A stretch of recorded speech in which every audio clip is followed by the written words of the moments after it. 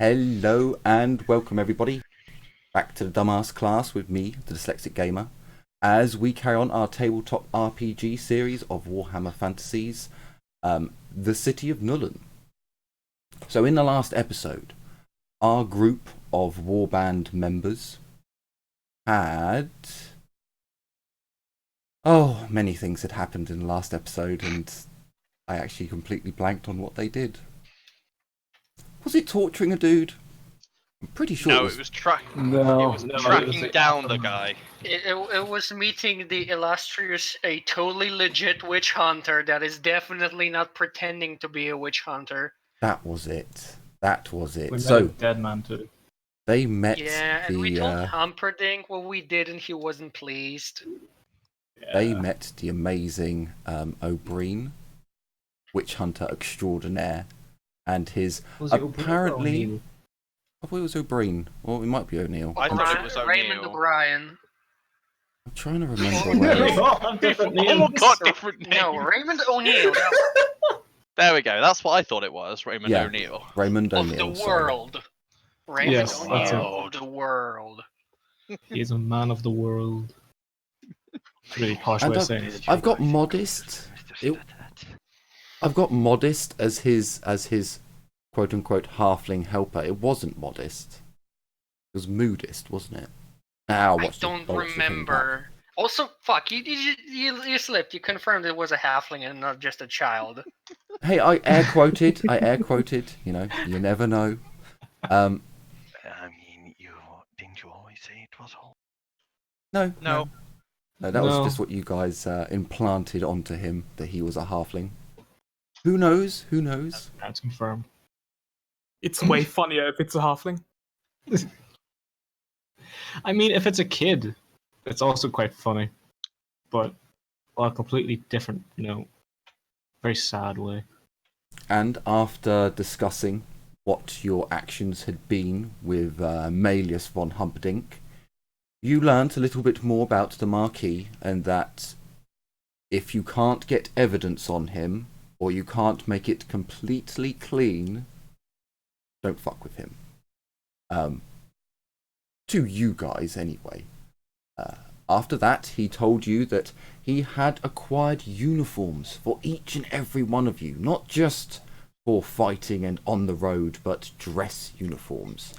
After some quarrelling with one of the elves, you all agreed to wear this finery.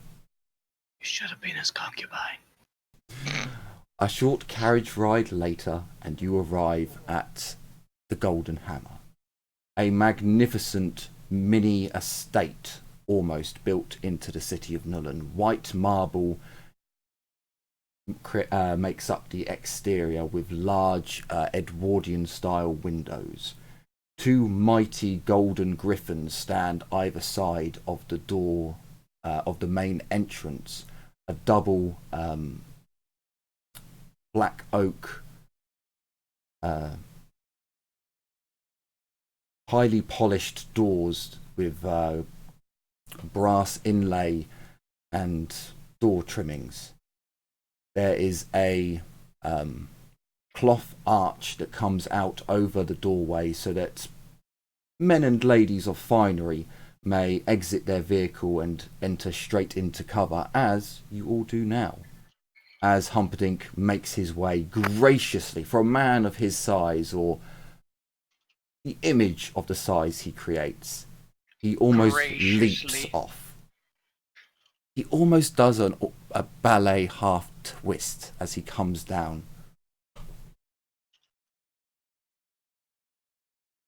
As he almost leaps out of the front door with a boyish excitement, you would see that the two guards at the front,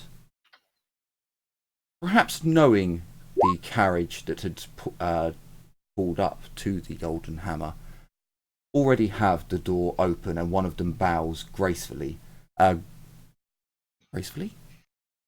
Graciously? What's the word I think I'm looking for? As Humperdinck approaches, "My lord, everything is ready for you and your warband. Would you like to make your way upstairs to freshen up and You may make your entrance whenever you see fit. Just inform us, and we will make everything prepared for you. Ah, but of course, we cannot let any of the rest of the fine ladies and gentlemen see them in such a state. If you would make best haste, I would like a bottle of fine, let us say, Bretonian brandy, I believe. Yes, Bretonian brandy. Aged. Yes. And however many glasses we need, brought up to the room. We will have a warband's toast, truly christen our debut into Nuln. His eyes just light up as he says that and almost bulge a little bit. Carla is just gonna turn to Casper and say, "Remember, no I'm gonna take that as the code word to start drinking blood. So.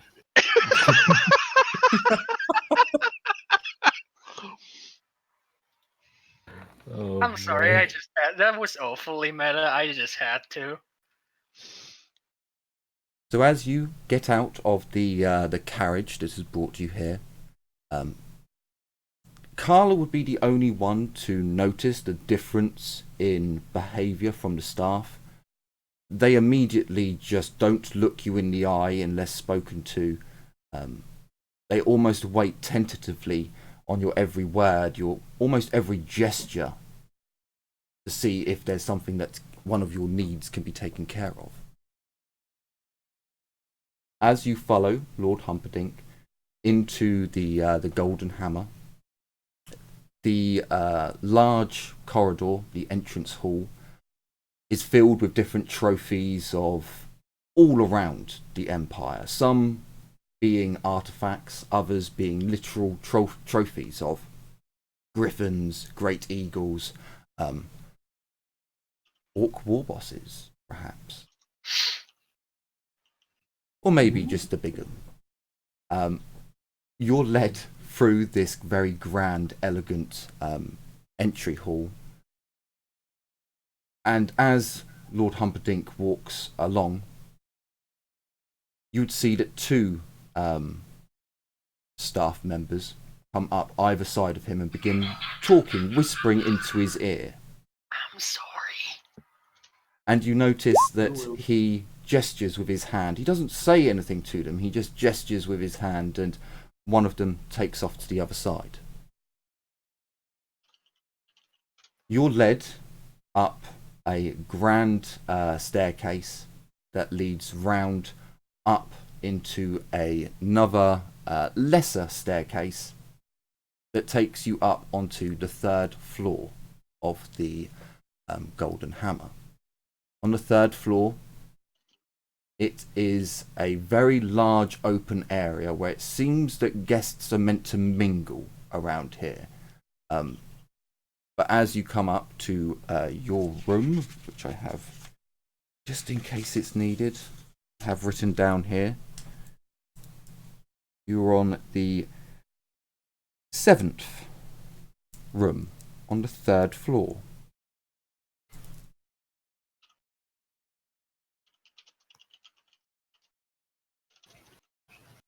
As the door is opened, Humperdinck bursts his way through, past the staff member who's almost a little bit shocked. As he walks in, the door swinging open, you'd notice that this is much more of a suite, or maybe even a family suite. As he walks in, it goes into another large open dining area. There's a table that has 7 seats sat around it, and he walks in. Now, come on in. We shall discuss some things, and your uniforms will be brought up. You'll notice there's a room for each of you in here. I, of course, will be staying on the top floor. You must understand these differences in, levels. You're saying you're a higher level than us. How much XP you got? Oh, I am vast in all things, Caspar, in all things. He's an eightful gift. Raz's gonna perk up. Oh, I wouldn't have said you're roundish with those words, but sure. Oh, it is merely social standing, and that's all it is. I must keep up appearances, whereas for you all, everyone will see it as a mere honour and privilege for you just to be here. I mean, we're here for one night, aren't we? Is that all we need? I take it. Well, a night, perhaps two, if things are amusing enough. We will have to see on that account. But anyway, take a seat and Casper. Now, Humperdinck does know about your special wine, doesn't he? I believe we've gone over this. I believe so. No, actually, I don't think he's seen me make it or anything. I don't think anyone has. It's just a case of knows he you're left. thirsty. I think I have. Yeah. Because No, I was. yeah, Livia does. If you just No, he just left me with the body on the ship. Okay. Well, Casper, you'll have to attend for your own needs. As Humperdinck sits down, he looks at the staff member who's walked in. She takes some goblets, some glasses, very fine silver glass with jewels inlaid in the glass itself, more like champagne flutes in most respects, but chunkier. She places them out one next to each person, and as if on cue, a staff member comes in as the last glass is placed with the bottle of Bretonian brandy. And she begins to pour a glass for everyone. I sniffed the wine. It's not wine, it's brandy. Brandy. You Whatever. sniff the brandy, and it has a... Hang on, let me just think for a moment. That's port. It has a very woody smell, as apparent this has been aged in a barrel of some sort. You're not quite sure what wood. It has a sweetness to it, a smokiness. That's about all you're gonna get. Aurelia will grab the glass and raise it to the rest of the group and wait. You can put that down, Aurelia. We do that at the end of the meeting. Fine. And she places it down. It might be an elven custom. Is it an elven custom to toast before? Oh no! I quite like this. If it's an elven custom, we shall oblige your people. And he raises the glass. It's a dwarven one too. Aurelia's Just just hear gonna Ragnar say. well, Olivia just grins and It's raises a the glass. dwarven custom to drink ale. A similarity between the two the Aurelia two will races. Aurelia will look towards the Ragnar, give him a wink and say, "Well, it's a custom to toast, have a drink before, and then toast again after the speech." And sometimes during too. Yes. Well, this may be a custom that we humans shall take on. Maybe I will be the one to bring it forth like a jewel from the stone. Yes. My lord, there are many people around the Empire that just drink start, during, and after anyway. I do believe the nobility need to catch up a little.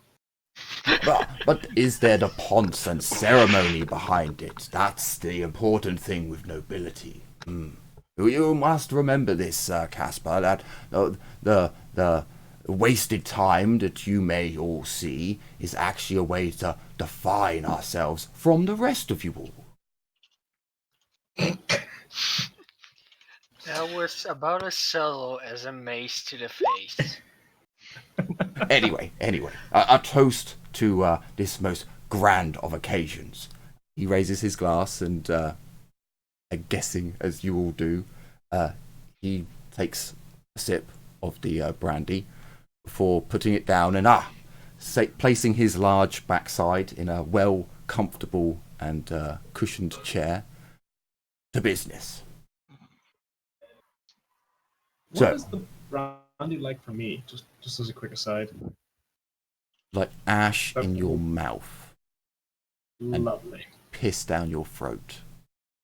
I wanna pretend that I like it. At least. Ooh, I Unless guess it's a skill deceive. check. I guess deceive roll. I would probably say, as this is something that is the negative of the curse, I would probably say a -30 to your deceive roll.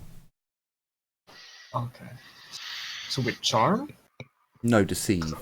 Oh no, There's no yeah, deceive. sorry, yeah, There is no charm. deceive in fantasy. Charm -30. Okay. Roll toughness So that- not to throw up. That offsets my advances. And that basically makes it -10. So. Son of a bitch!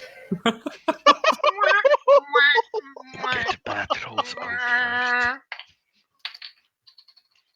Roll willpower, not curse. What? No, it was Dark Heresy where you guys took a break. You guys haven't actually had like a good solid. Oh, we're gonna take a week off. You've been doing shit constantly, so yeah. Oh well. So Casper, you just don't. Everyone can tell. Casper just does not like this drink. It might just be he doesn't like hard liquor. It might be that he's has to be, member of Ragnar, the undead. Ragnar probably sees it and go, you said this was Bretonian. Well, just goes, damn Bretonians don't know how to make a good anything if it bit them on the ass. Isn't that right, Casper? That's Yeah. the real curse, the curse of abstinence.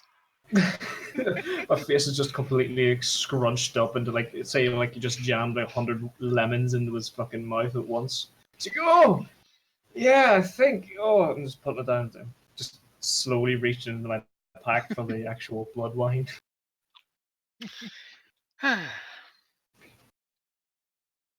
No offense to you, Humperdinck, but I'm in quite a predicament. All of the offense to Humperdinck. No. Noticing this, Humperdinck is just, well, not everyone's taste, the finer things do leave a like oily taste on the tongue, and perhaps keep to ale or more common wines at the very least, Casper. You hear, Casper? You're too plebeian to enjoy this, apparently. Maybe next time bring us a proper ale, like some Bugmans. I'm just gonna stare Carla right in the eye as I pull out the bottle of blood wine and just set it in the table. Is that a dare? Ren's gonna look at Casper. Is gonna look at Rada. Carla, why don't you ask for a drink of Casper's wine? Perhaps you enjoy it. No. Come now.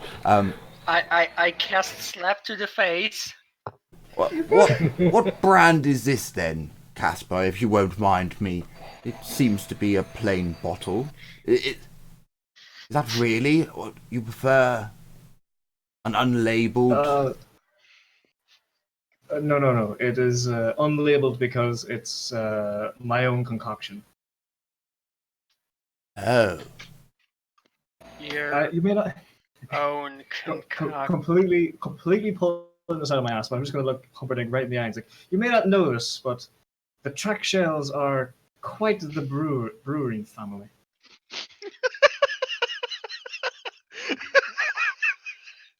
I mean, Livia saw you, drop that blood in there, so she just sits there smiling awkwardly. Ragnar knows enough about you to know there's probably blood in there. Yeah, we're gonna need a deceive check, I think, considering a perception has already been rolled by. No, it's basically a face-off, so you do it flat. You have to beat 5. Ooh, you beat 5 degrees. Damn it. You're forgetting I'm the face. You're forgetting that no matter what you roll, Carla doesn't trust you. Yeah. Oh god. But does Humperdinck believe me? Oh, he'd know. It's an opposed He test, does. so He does believe you because More you've got degrees. more degrees of success. I'm not gonna make him drink it though. It's mine. he's going to Get demand your us own a drink. bit now, isn't he? I don't. I mean, hang on a minute. Let me just roll his intelligence quickly. Well, I don't believe I've ever heard of a wine that can be brewed so quickly. It may be. You may have to let me know at one point. It might be. How much does it sell for? Each the contents of the bottle, not the bottle itself. Humperdinck, I don't think that's something we should drink. It's a very specialist clientele. Are you winking at him as you say this? Because he does know Yes. that you are cursed and... say no more. Say no more. I understand now. Never mind. By all... You see, Humperdinck, it's already been matured for, say, 20 to 35 years? I would probably tell you that it would be best for you not to let anyone else see that. If you were to I don't know, have a hit flask maybe. You know, you could probably get away with adding some to drinks, saying that it's some medicine from some wise woman. The nobles won't want to touch it. They know what that shit is. Otherwise, keep it away. Very well. He kind of sits back for a moment and contemplates if this was a good idea or not. I He kinda gets his, wish I didn't wink at him. second wind. See what he would have done. So, what we will be doing is you'll all get into your finery once it arrives, and then you'll follow me down into the grand entry hall, and those nobles that have assembled, which should be a number of them, will see you, and we will make our debut. Once making our debut, we shall set the quest that we will be going on, which, will be something, and then we will feast and dine, play games. You'll meet the nobles and mingle, I suppose. They will ask you questions, and try your best not to embarrass yourselves or me. I mean, I could brush it off fairly well, but this will be damning for you if you get too drunk and end up, I don't know, trying to screw a scullery maid. It's happened before, but I just look at Casper.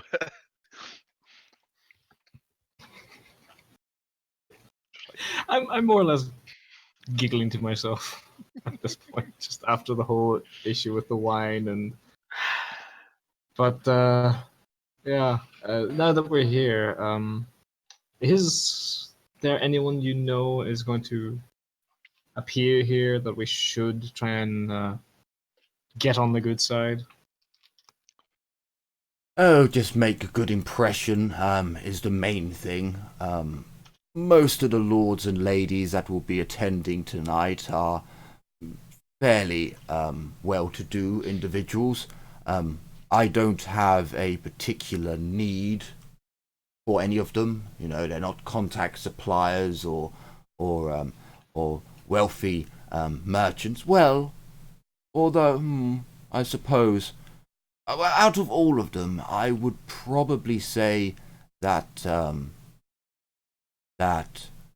Woodards are probably the ones who Lord Robert Woodard Sandress, I believe his name is.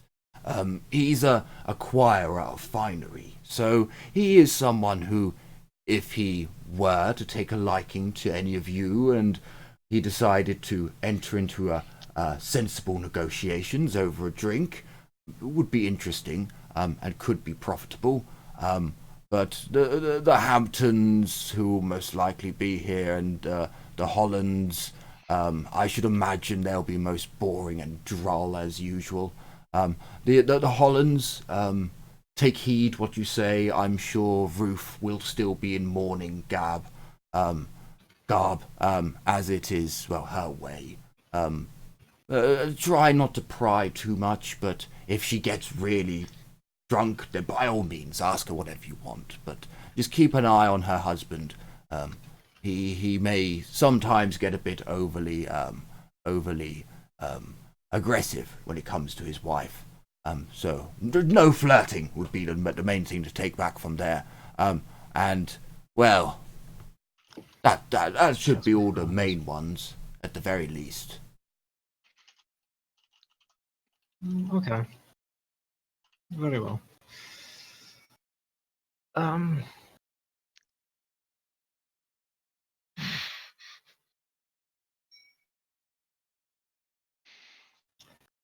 Okay, then.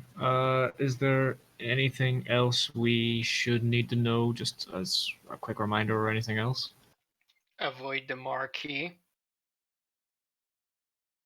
Was that in character or out of character? Yes, that was in character.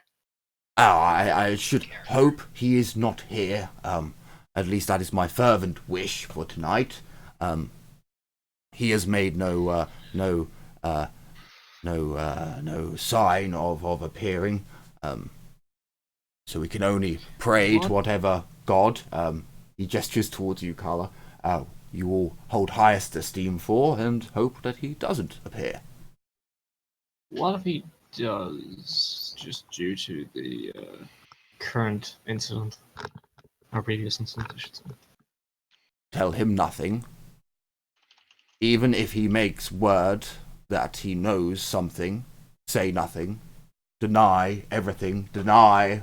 If he has no proof but hearsay, and he's Jumperdinck's gesturing with his hands now, and his jowls are wobbling all over the place. It's important, denial is everything. If he has no solid proof, which he shouldn't have, and yes, deny. Otherwise, keep your secrets close to your heart. Do not let him know of anything personal to you. If you must, lie to him at every corner and every turn. If he learns of a weakness that you have, he will try to exploit it. That is his way.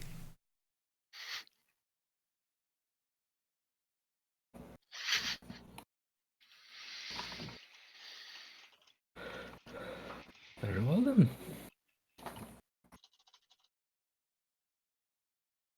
Upon that note, the quest. So I was thinking that perhaps we should go out and slay a dragon. That would make the most sense. Ambitious. Maybe something Slay a more dragon. in our... Let's do it. The Slayers of the Sky Beast. Look at him and say no. The company of the Slayers of the Sky Beast. We must declare that we will go out and slay a mighty Sky Beast. Well, Humperdinck, a great eagle? no. Would I know if wyverns are possible for us? Dragons? Or...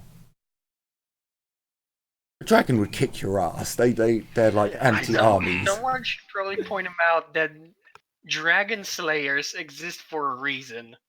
Can Yeah, we... that's what Go there ahead. are- I'm sorry.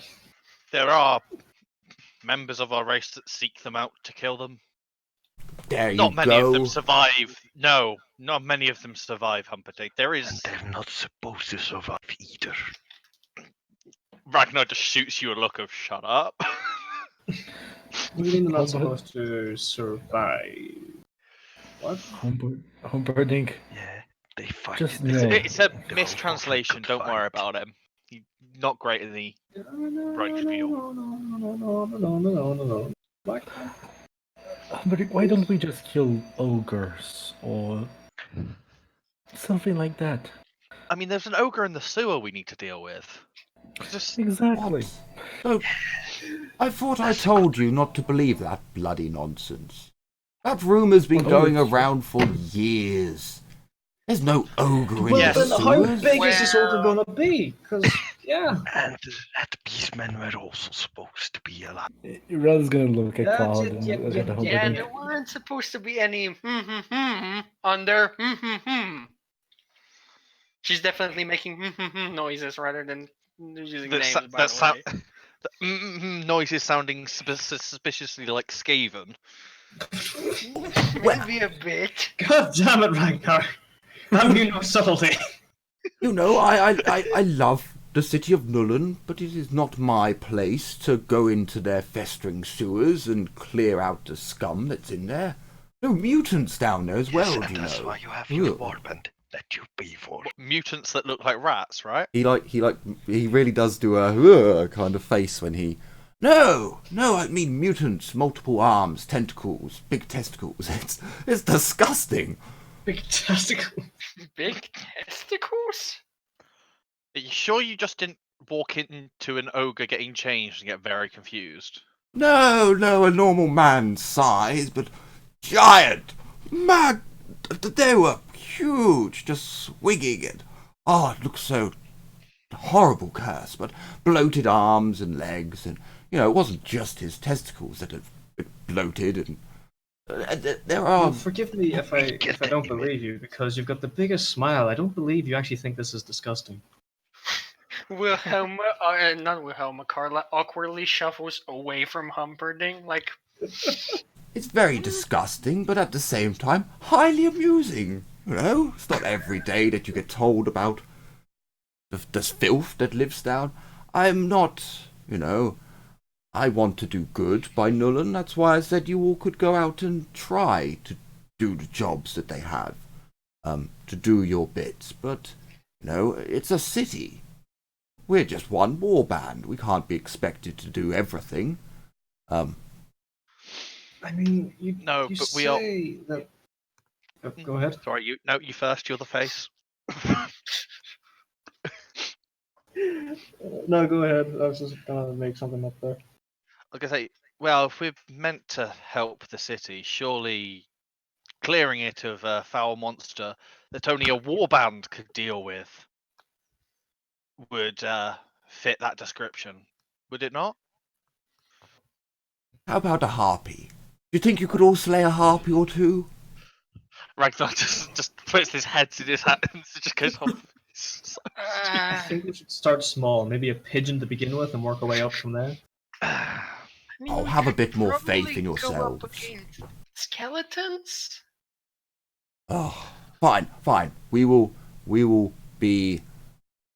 postpone the grand quest for now. We will go on an expedition first. That will be our debut. I had hoped that we could have at least slain a dragon, but Expedition to where exactly? somewhere I'll pick before. I have a few ideas, a few rattling around in the old bird cage, but I'll make a decision when the time comes in an hour or so. Did he just say rattling? Yes, He rattling. did say rattling, yes. As in rattle, not as in kill. Rattling then. Kill. Not foreshadowing at all. Yeah, no, definitely not. No. Want to tell us your ideas just so we can prepare ourselves mentally? Oh no! It should be a surprise for all of you. It should be a grand thing. I don't like surprises. If you want I to, agree. If we could make our stone faces when you announce. Surprise is the spice of life. And Last it's a lot time I cheaper had than a actual spices.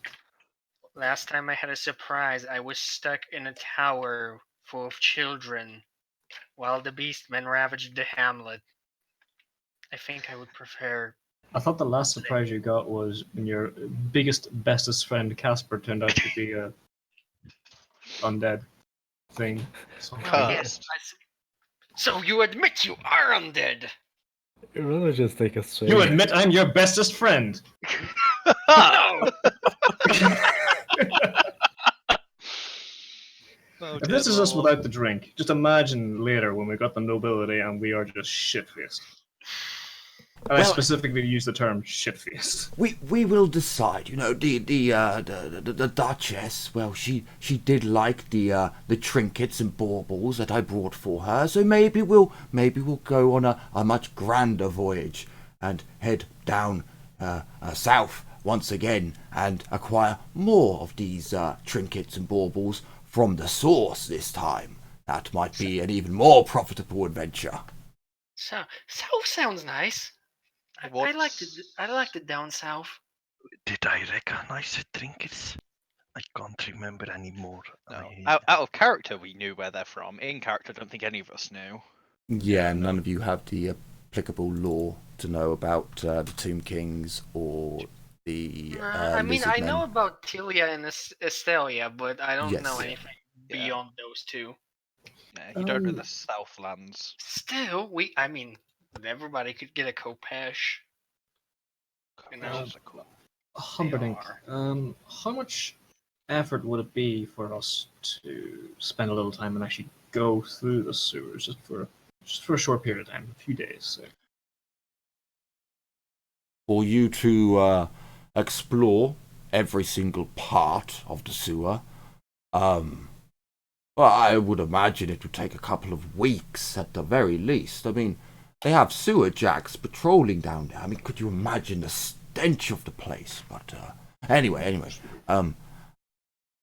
they patrol. I mean, they unless they're lazy bastards and they just sit down and smoke at the entrance, which I have heard rumors that they do. I will tell you that much. It would not surprise me, especially this, in the state some of them come out. You see the rest of them, and they don't seem as fine-tuned, you could say. So maybe it takes less time to explore the whole sewers, but again, it would be the same amount of time it takes you to walk a grid pattern across Nuln streets. You know, it's going to take you an awfully long time. So like a day? 2 days? My question is mainly for... If you say that, okay, the rumor of the ogre has been around for quite a while, and it's become, a little bit of folklore? Yes, I would say that much, yes. So how much renown would it bring to the warband that actually went in there and pulled the ogre from the sewers? Just to show it off, like everyone else that came here, okay, they've heard the rumors, they were too scared to enter the sewers, or they were too frightened to go too far in. Look at the sewer jacks, they come out and they go insane, speaking of ramblings. Well, we went in, we're perfectly fine, and we come back out with an ogre. Are you talking about acquiring an ogre and secreting it into the sewers and then retrieving the beast? That was It's my not next a- suggestion. It's not a If bad I- idea. It's not a bad idea. However, I don't know of any ogres who are without masters in the city. You can't have ogres just wandering about in the city. They'd destroy everything. I mean, it wouldn't be so much of a problem in the slums, of course. Well, I suppose they have to go somewhere. But yes, if a company wishes to have an ogre under their charge, they can do so, but they must, control it. So finding one would be a bit of an issue. What if we got a crap ton of halflings and give them a very large coat? You're right. Hilarious, but I Audibly- don't think Audibly face bombs. I don't think the nobility and merchant classes are foolish enough to believe it. On that note, Casper, I do hope that in the evening you have given it some thought about how you'll get your halfling and your pig. I thought about it on the ride over and thought it was actually a marvellous idea. I need to find out livestock. freighter. I mean, when we were in what do you call it? Fuck. What was Gil's place called again?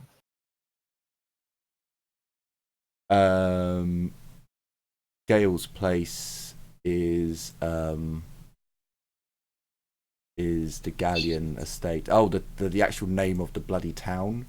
I don't know. Oh god damn it. Over to another map.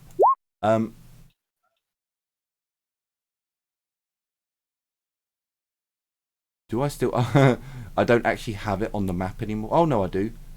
Fieldhoff. Yeah, I think it was Feldorf? Fildorf. Oh yeah, Fildorf. Fieldhoff, I believe it was. Sounds about right. Sounds when- German, so when- it's about right. Yeah, when we were there, we managed to acquire some livestock. I still have dreams about that young goat. Gorilla face palms again. Olivia tilting her head. Should I really? Just when I think you hit the bottom, you somehow break through the bedrock. It's because he wants to break free. Nothing wrong with that. Listen, when you're desperately hungry, shit happens. But why do you still dream of it? It was more or less a joke for Aurelia due to her connection to it. To be quite honest, she was rather attached to that goat. Oh no, I actually wasn't. She's gonna look around. I just think you killed a sweet, innocent baby goat, and you should feel awful because you're probably gonna burn in whatever thing you guys believe in, which I think is hell. The next day, we got up and just went off and killed a fucking deer. Yes, but Illegally, too. I was gonna look. We hunted a majestic beast and gave it a beautiful death. We didn't buy a baby goat. I slit its throat and drank from its neck. I wouldn't necessarily call Exactly. a deer a maybe majestic, but certainly not a beast. To be fair, Carla, you did have to be there because it was a grand beast. And then we just fucking shot it in the eye with an arrow. True. But we still respected the ways of the forest and we gave it a honest and beautiful death instead of killing a baby goat. We still had it the entire life fucking ahead of castle it. that he butchered. Granted, this Precisely. spared us, reciting the story of Bambi afterwards. So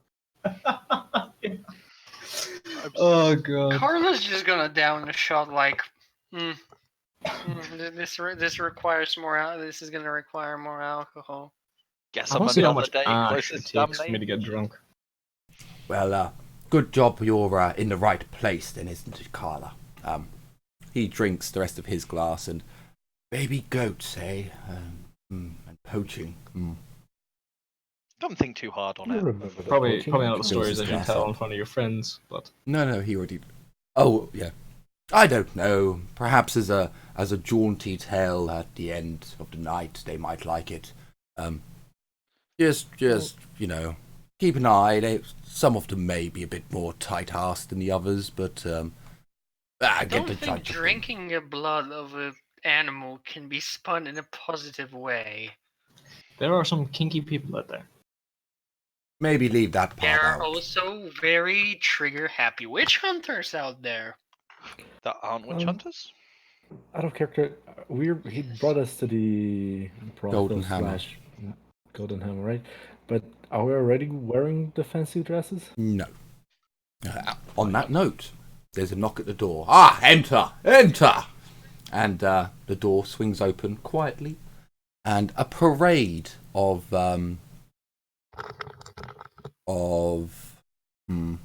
wait, no, not waiters. Fucking- Serfs? No, they're not Butlers? serfs. They're butlers. That's the word. A So parade of fancier butlers. serfs. Yeah. Come in, they get paid. Come in dressed in finery, presenting the outfits, and Humperdinck, as they lift the outfits up, you can see there's a small golden number on each one, and he points to each room that it's meant to go into, and marvellous. Well then, I will go and prepare myself. I must get out of these drab clothes and put on my finery, but of course. And I will see you in an hour's time. Don't get any stains on the clothes until you have had your debut. It's happened before. It was quite hilarious, but not for me, please.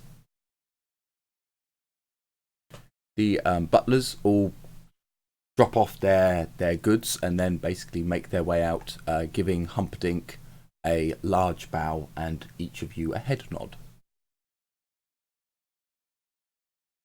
And Humperdinck leaves with the last butler closing the door for him as he leaves, almost skipping out of the door and sliding onto the opening area where all the guests would normally congregate before dinner.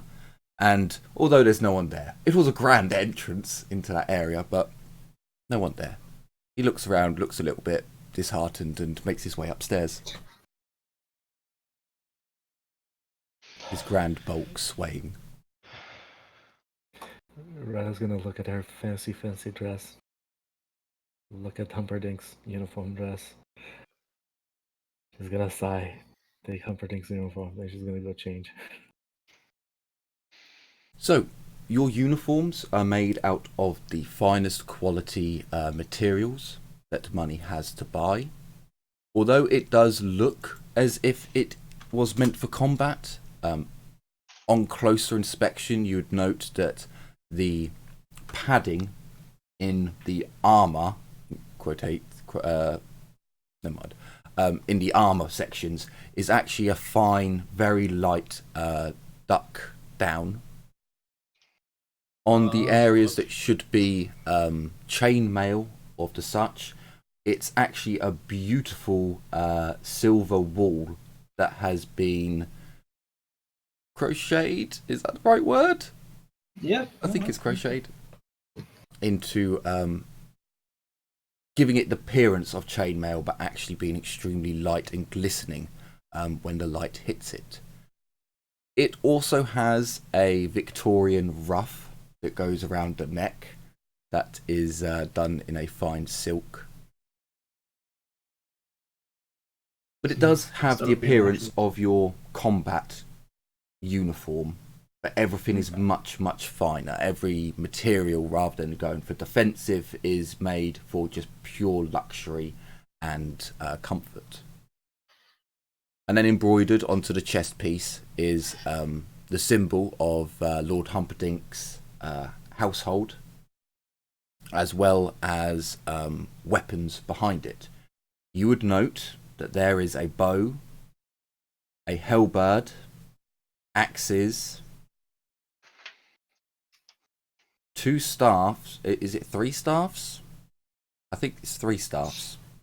No, Livia, what do you use? The staff. Yeah, so staff. Sorry, Livia, Casper, and Carla, I believe, all use staffs.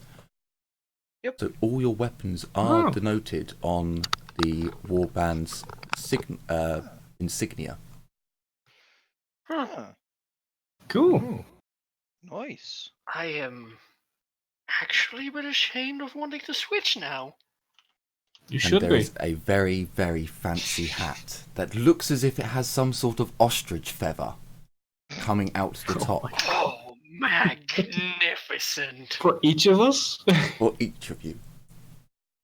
Love it. The hat Oh, is God. optional. God, why? God, why exactly? Is it tall? Is it almost as tall as some of the short, like halflings we might see around the place? The plumage, yes, the plumage is very, very, like these were very, maybe they're from an eagle or a great eagle or a hippogriff, or there are so many that you could pick from, but these not a Not hippogriff. from a fucking hippogriff. Hippogriffs don't have. Griffin was what I was meant to say. Hippogriffs don't have wings. Definitely not from a griffin. I'm calling bullshit. They are no one here has rolled a test to find out what animal they are. I mean, They how are just Okay, magnificent. what well, would you even roll? I have no idea. Intelligence minus 60. Meh. Uh, Unless you have Um, like trade skill, animal Armourer? tamer. I Then mean, I definitely can't do intelligence minus 60. I'd have animal care. Nuln would just raise an eyebrow like, I should be wearing my dress, but no. Ragnar's just annoyed that he's given us fake armor.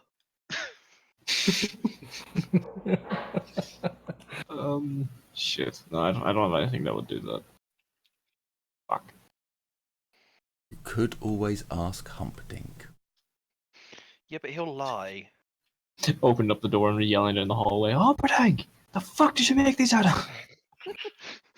Maybe that's Who why he knows? wants us to kill a demigriff. An oversized pigeon. Maybe those are out of the Valkyrie's wings. He got like a chaos sorcerer to enlarge in a pigeon. What's a chaos sorcerer? That wasn't in Yes. character, Yes. damn it. So, after an hour, you have put on all your finery. You would notice that there is a weapon strap that goes on so that you could hold your sword or your rapier or some bladed weapon, maybe an axe or a mace. For those of Would you that be who an axe? don't have bladed weapons and we're going to take something else with you, like a bow, for example, there is a bow quiver. Normally you'd have arrows, but it's just for the bow to stick into. So you can, when you sit down, remove it and place it next to you or over the side of the chair. Okay. You would What about my all big also bat stick? notice that you have a silver pendant that also has the crest of the warband that hangs around each of your necks now. Is there anything depicted on the pendant? The emblem of the warband. Okay. I wonder if we With- could, talk him out of that hat. With small rubies on. 47, I believe I said. Or 44. I believe it was 44, actually. Do you think he'd notice missing ones? Yes, he would. Yes, you would. He's Also, a do you merchant for think we God's can sake. do you think we can persuade him to keep the hats? Aaron doesn't look at Kala. Ridiculous. I can Why try. would you keep... Well, Maybe one or two. maybe something less flashy, but I like the concept. You could always just buy it off him, maybe. Casper, please. Yes, well, He's not buy paying this us out of enough. Humperdinck. Hey, it's always an option. You know, it might just take out a loan or sell a body part or yourself. You never know. I don't know Maybe what you you're could into. persuade him at the end of the contract to just, give you the head instead. Yeah. There's always that option. There is a Sell death 100 gold stare at the start of the year. flying at Casper's direction. A death stare. An undeath stare. A Morse there. Oh dear Lord. I mean, Livio's been sitting there the entire time, just grinning awkwardly, just waiting for people to stop beating each other up. Oh god. Dear Lord. Well then. I gotta go find a butler or servant that knows where the nearest Blood bank is? no, the nearest livestockery. I think the halfling is Leave. going to be your biggest problem. So, Just go around the little moot now duct one. for time-wise, you were met early in the morning. You were met around 12 o'clock. It's about 1 o'clock now, give or take. No, it's later than that. It's about 2:30 now. Fuck it, we'll say 2 o'clock. You're in a carriage. You can't take that long by bloody horse-driven carriage to get to here. It takes a long time on foot, but yeah, okay. So it's about 2 o'clock now. I know some of your characters will need to disappear at one point to do some things. You can do that. Just let Humperdinck know that you're going. Okay. I just need to find the information so I know how long it's going to take me and where it actually is, so I don't waste time. Just step away, come back as soon as possible. Sure.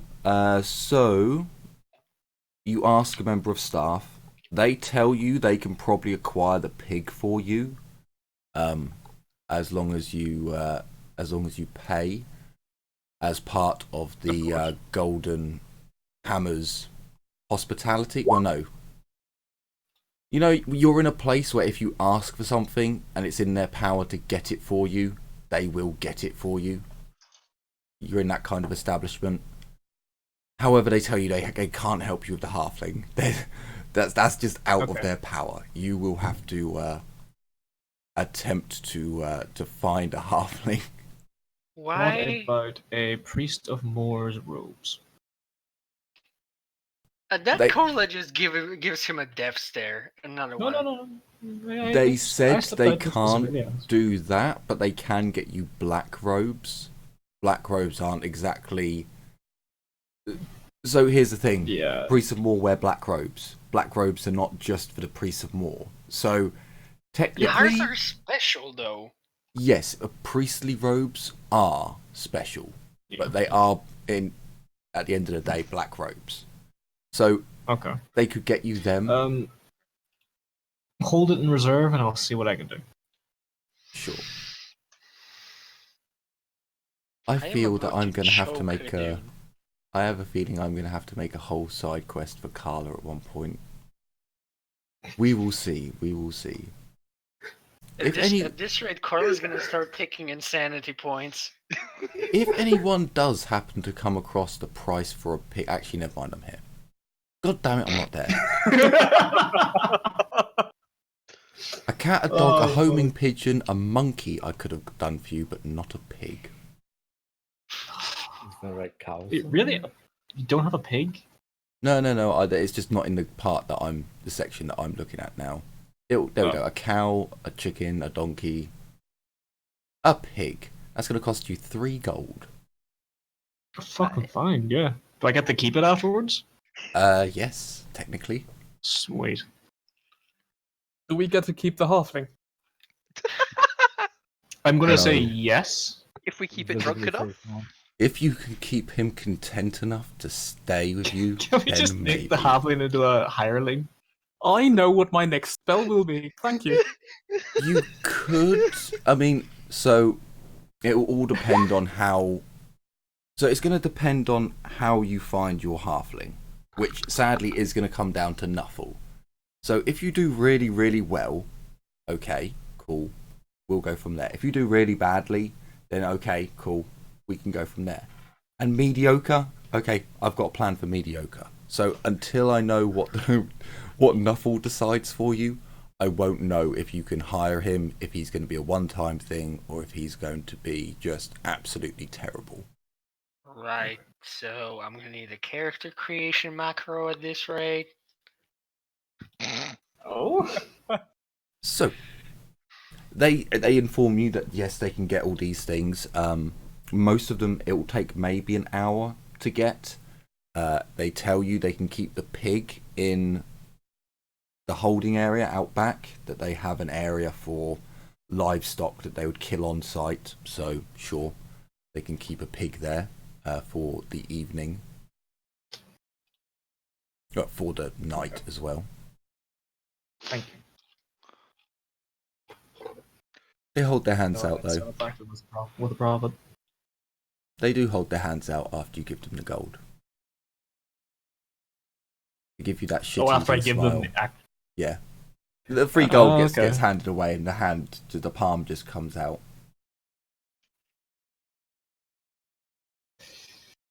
Yeah, I'll toss him an extra 2 gold. As the gold goes into his hand, you can see that he's bows very graciously to you. Fucking Roll better. me. I just give him like 66% tip. Roll me perception minus 20. Okay. To see Goes if my it bonus. actually is a pig.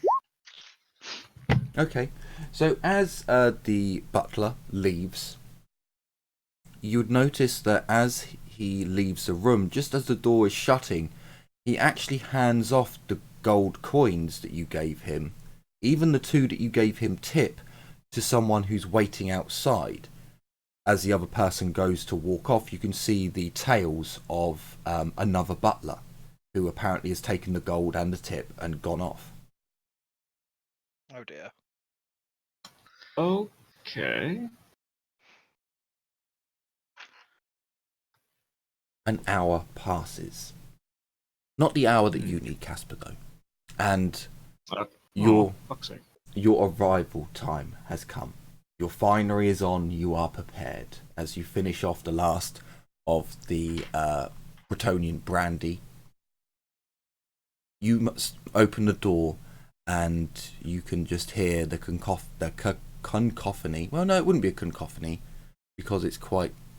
You would hear the... What's good descriptive words? The beautiful and elegant tones of a well-educated orchestra. As Humperdinck, almost peering from the top floor, you can see him just checking, are they down yet? Have they got in position? Seeing that you're all there, he comes out in what can only be described as the most flambunctious, outrageous costume that you have seen him wear today. His trousers are a deep, yet two-toned blue. One is a very deep, dark blue, whereas the other is a deep, almost glittering, lighter blue. He is wearing a similar garb to the waiters, as in he has tails in his on his jacket, but they are a crimson red. And as he leaps down from the last 3 steps, you would note that there is a purple inlay.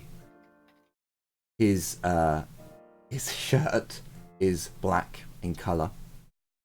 He has a white bow tie on. He has got more jewellery on now than you have ever seen him before. His large girth seems to be weighed down from all the shiny that he is wearing. Every finger has at least 1, possibly 2 rings on it. His neck holds at least 3 thick gold chains with medallions and symbols on them. The most noticeable one being a gold one of your warband's sigil. His hat is far more like a musketeer's hat than what you are all wearing. He has a cape over his tailed jacket, and he is carrying what can only be described as a pimp's cane. This is Dibs. This is far finer than the cane that you saw on the docks when you got here. This one actually has a gold sceptred head that appears to be of a griffin. Its eyes are made of rubies, and its mouth is open with its forked tongue poking out. He has waxed his goatee, making his moustache into a fine twirl at either end and giving the front a point. It glossens and sheens as he makes his way down, doing a full spin as he gets onto the greeting area. Oh God, on the catwalk. You would notice that there are a few lesser nobles, I'm going to call them, who have made their way into the Golden Hammer by now. A number of them were talking quietly, perhaps smoking or having a quiet word with another minor noble. As Humperdinck hits the ground, there is a big, much bigger than that, as his girth you almost hear the floorboards creak as I am here. I'm gonna lean towards whoever's closest to me of my warband, and I'm just gonna whisper, "With the grace of a whale." A fat whale. Did he cut out? No. Okay. I could have sworn I just heard I am and then nothing else. Oh, he I said am I am indeed. here. Oh, okay. Oh, was that Alright, me? Almighty. Oh, Heed okay. me, peasants! It was a It is. reference. It was a reference to something. So as he makes his appearance known blatantly, gather up behind me all. We must make our debut. It wouldn't do for just these lovely people to see Lord Malleus Humperdinck's fine warband. He kind of peers over, looking down at the other lesser nobles on the floor with you all.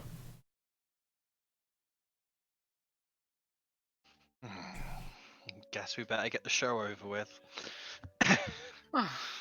Smile and wave, boys. I'm gonna do a magic sense test. We will be your.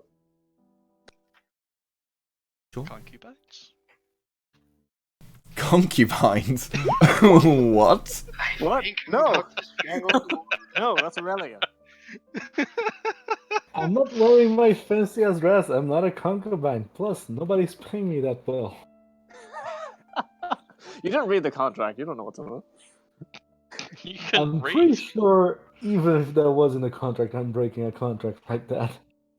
So, with 2 degrees of success, Livia, you do something about the atmosphere in here, or perhaps maybe it's a bit of excitement, or just a bit of embarrassment at being indentured to this individual. But your magic sense isn't quite as sharp as it usually is. But you do notice that Humperdinck himself does have a number of magical items on him at this moment in time. But you don't see any other magical items or sense any magics being used in the building. Okay. So none of the nobles we are looking down at. So there are nobles on the floor that you're on. They're all lesser nobles. In other words, NPCs that have no names. Don't talk to them. Please. When you go down the small staircase, you'll then go down onto a grand staircase where there'll be other nobles and more people. Which is exactly what you do. After Humperdinck makes his way down the first staircase, he kind of waits for you all to line up behind him as he looks over at another member of the Golden Hammer's staff, and he kind of gives them a little wink and a nod. Do we already have our weapons collected? So your weapons at the moment have not been taken off you. Any weapons that you have, you have on you. To kind of show what you would be equipped with. I will tell you now, once you go down the grand staircase, your weapons get taken off you if they're too large to be carried. So, Ragnar. Aww. I just look at whoever takes off me and say, if there is a single No, scratch... that's not just yet. That's not just yet. Oh. So Okay. as Humperdinck gives a nod and I can't remember the proper name for them. So we're just going to say the butler.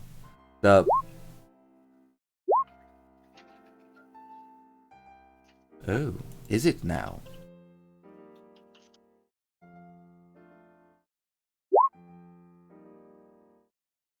So Discord is having an issue. Are we back? I think, yeah. It was back, and then it went. And now it's back again. Maybe it's because there's a thunderstorm looming over me. Anyway, I'll be right back as it hopefully stabilizes. Okay. So, as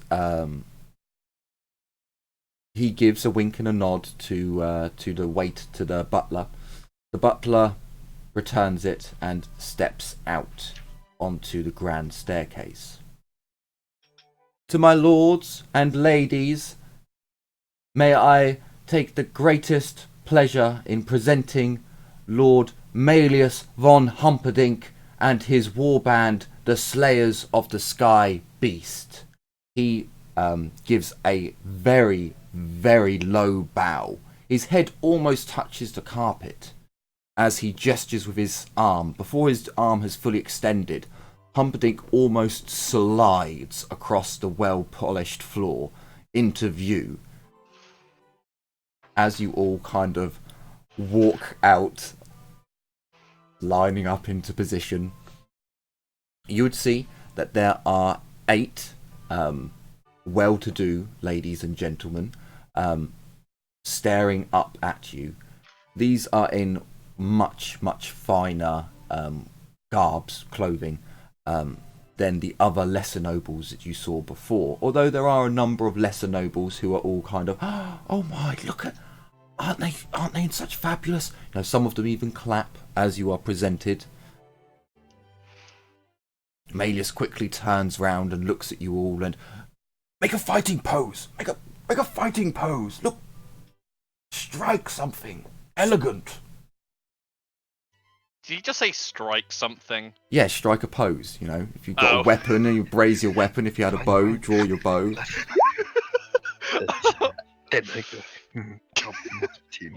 You know, Uranus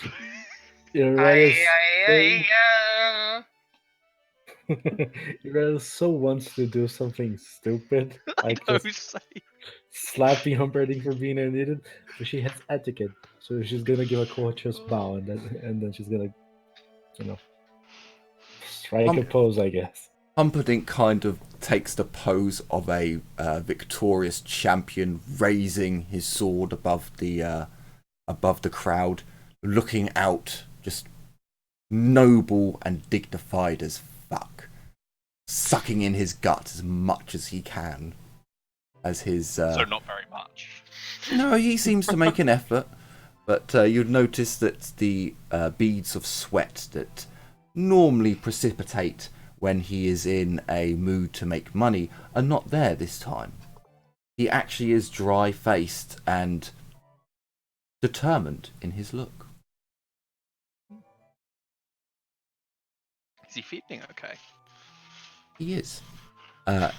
He stops taking his pose and, my lords, ladies and gentlemen, I would like to welcome you to my warband, a warband that has been in the making for decades now. A warband that will achieve great goals for all of the Empire. Not just Nuln, but Nuln will be the one that will be the most bewildered and amazed by the prize that we will bring back. We shall stay our hand on claiming a dragon's head. But first an expedition. My ladies, lords and gentlemen, he gestures to the crowd almost as a showman would, telling a story. We shall pacify Mordehem. Yes, this wretched blight has lasted too long in these lands, spilling forth its filth. We will move in, reclaim the ground, move out the mutants, and we will do it in Nuln's name. The welfies that were there will be brought back to Nuln.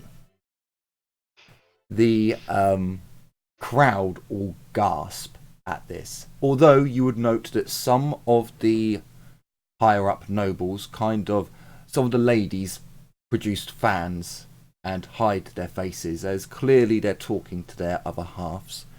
A captain, or someone who is in clearly not full armor. He has a breastplate on, and he's clearly in finery. He has a metal helm on as well, but it's like a... Oh, I'm going to get the wrong word for this. Like a cuirass. It's not cuirass. It's a helmet that just covers his head. It's not a full face thing. He Okay. huffs in the crowd and can't be done.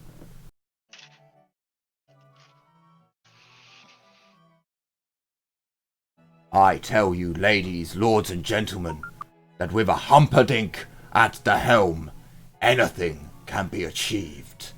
And you will all profit from it, I swear this to you now, along with our most elegant and luscious Countess.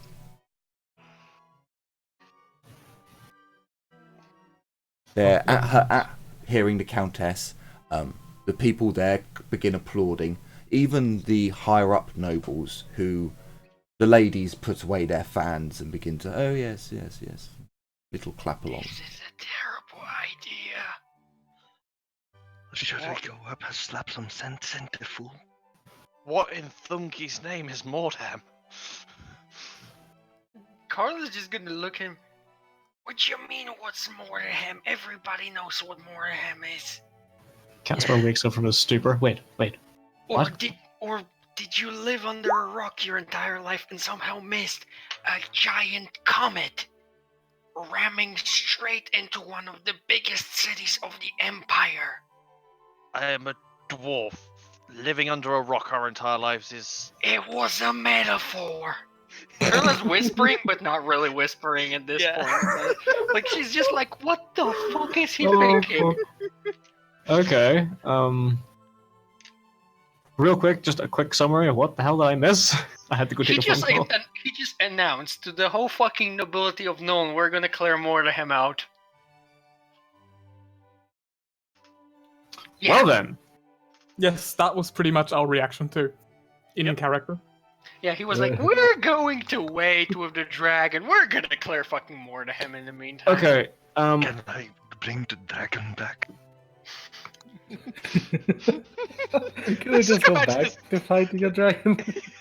The dragon. Real quick, what would we know specifically about Mordham? So, specifically about Mordham, you know that it was one of the... Hit by a comet. Yes, you know it was hit by a comet. You know that it was one of the greatest cities to have come out of the Empire.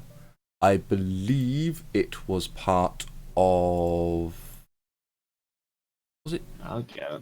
I'm not sure if it was part of Stirland or if it was Ostagar. The only thing I can't remember right now. But it was the capital city of one of them. I think it was Ostagar.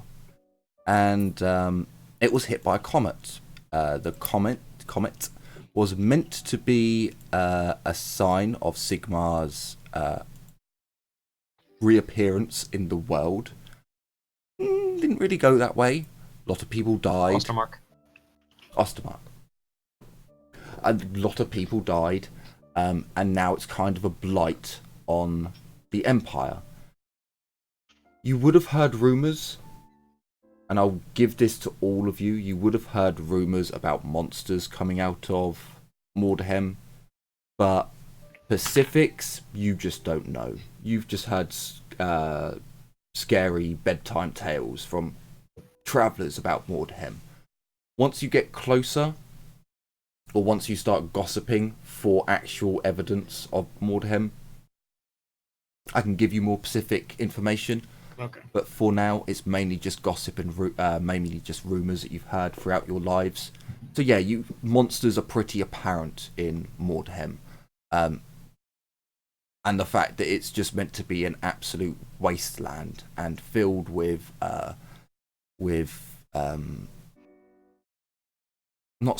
smugglers. You probably wouldn't know about the smugglers so much, but looters, like gangs of looters who go into Mordham trying to loot the goods that were left there when the city was destroyed, but not coming back.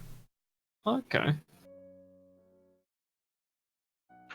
What do we know about the mortality rate? No. Oh, fucking ultimate. High to extreme. I'm pretty sure nobody has ever returned from Mordham that we know of. No, Almost there are all the loads of elves know. people.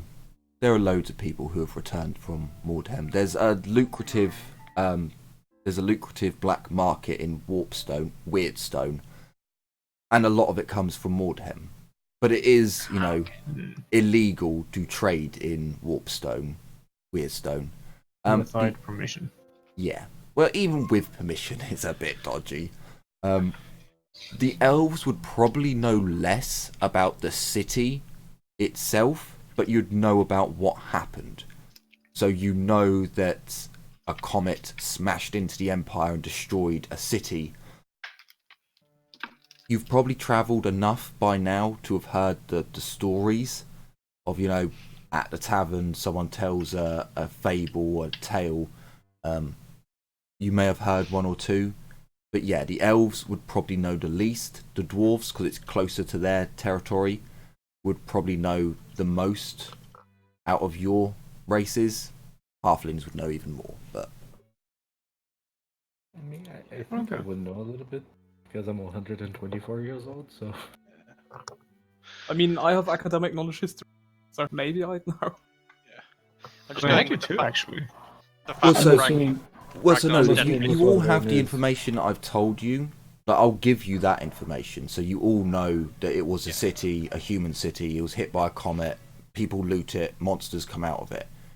But you don't have any, I know that there was this many people, and now there are people dying in there from these reasons. You haven't gone to a library to look it up yet. So we don't know about the legendary warband Squickle Squark, the Skaven warband that loot everything. Nope, you don't know anything about Skaven warbands, or even Skaven being there at this moment in time. We don't do know know about about Skaven. Warband of the Nameless. Nope, We don't know about them. You I don't don't know even about the know Nameless. I don't we even all know these we people only out know of it's a character. stupid name. It's a very odd name. I'm having this problem. Warband of the Nameless. I'm having this Didn't problem say. in D&D as well, where we are now known as just a group, rather than a name, a noble name. You got to name your group. It has to be done. This is what happens when you don't. You Name become band group. the Otherwise war we band become- of the nameless. So, I mean, You since I become the joined, Warband of the Nameless, the Nobodies, or those fucks over there. I mean, Or the oh since shit, I- they're coming, let's go. I mean, prior to my joining that D&D, it was 4 people, then 5 with me, then 6, now 7. So, and there were more Technically, before The that. jolly band of chuckle fucks. So, as you are all left kind of speechless, murmuring to yourselves on the staircase, Humperdinck gestures with you with the back of his hand, and you descend the grand staircase. As you do, and as you get towards the bottom, you'd notice that the people move away, give you room to enter the grand hallway, or entry room. Grand entrance, I can't remember. You, once on the floor, the waiters ring a bell. There's a very pleasant ringing going through, and luncheon is served for anyone who is peckish. We will also be serving warm wine and cold ales to start. If you'd like to come this way. That's why that wine tasted horrid, Humperdinck. You had it warm. What? Be quiet. he sachets through. Ragnar. that wasn't wine, you. I was talking about- uncultured swine. Letting I'm talking his about girth, actual wine. letting his girth sway from side to side more elegantly and more pronounced now than you've ever seen him do it before. He almost takes up the room of 3 people as he swaggers through this grand entry hall. His staff, or his pimp stick, whichever you'd like to call it, tapping beautifully on the marbled slates. Just ding, ding. Do you think I could maybe just hide myself in a temple in the middle of nowhere somewhere, and he would just forget about this madness? You could try. 'cause He'd you've got probably in go to contact the He'd probably go to the priesthood and go, "Well, one of your bloody priests has negated on a contract. Can you believe it? Well, Most shame, technically, most shame to your order." technically, I could have orders that supersede any earthly contracts. Not bloody good enough. Where's it in writing? Hey. I want more to come down here himself and write a fucking contract in front of my lawyers. Yes. You do realize Moore is very busy. Someone has to sort. Well, he can take some time to write a contract for you. As am I. Are you handling literally all dead people in the old world right now?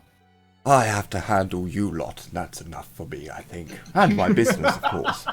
So, and you were led into like a dancing hall area. There are tables set up for those who want to sit and have a light meal before the feast later on. There's area for people to dance to the music that is playing. It opens out onto a balcony that looks over a small garden that you can stand out and get a bit of fresh air if you should need it. Now, go mingle if you must. But yes, don't embarrass yourselves just yet, anyway.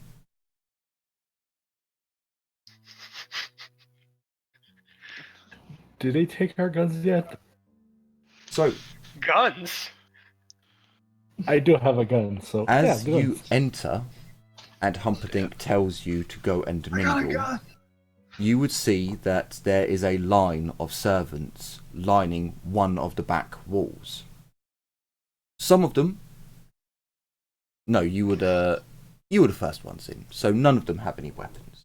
But as Humperdinck says this, go and mingle, one of them comes over, and Humperdinck takes out a pistol from within his jacket. This is a very, very small, for the day and age, this is an impressively small pistol. But it is basically, a mini Derringer. I'm probably getting guns wrong. It's a very small, Derringer? like... Yeah. That's a one-shot pistol, isn't it? Gun. Yeah, It like is. like little purse guns. Yeah. It's a small 2-shot pistol. Yeah. Yeah, he has like a plastic flintlock, gun. one of them, puts it on the table. Oh, okay. Cool. Puts it in, well, yeah, they'd probably have a silver dish behind their back. He places it down, and the butler goes off to the side, and another one comes over and takes, let's say Carla. Comes up to Carla. Does Carla have anything she'd like to present? I mean... You can have a main and a side. What? You can have a main weapon and a side weapon. Well, I would have my staff, I suppose, and my dagger. That's literally all the weapons I have. Now, would you really want a staff whilst you're at dinner or at a dinner table? I don't suppose I would, but I don't have anything else. I need So to buy she- myself a mace. She reaches out, or he reaches out to take your staff off you. As you place it in his hands, he places it gently onto his shoulder and goes over and stands at the side of the room. Next up, Aurelia, one comes over to you. She's gonna raise an eyebrow. She's gonna take her quiver, give it to him. She's gonna look at the guy. There are 27 arrows in there. There are less than that when I get it back. You're in trouble, my friend. She's gonna grab the bow.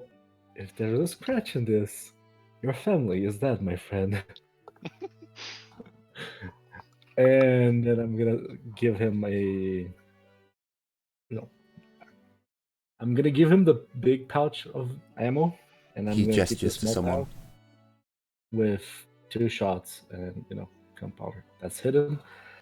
I'm keeping my rapier and my main gash. I'm hiding it, and I have the pistol. So I'm just gonna show him pistol keeping, sword I'm keeping, main gash is hidden. You're My keeping breast. 3 weapons, Okay. Yep. So he's just done a perception test, or I rolled a D100 and I got a 14. He gestures to the 3 weapons. Can I roll my sleight of hand?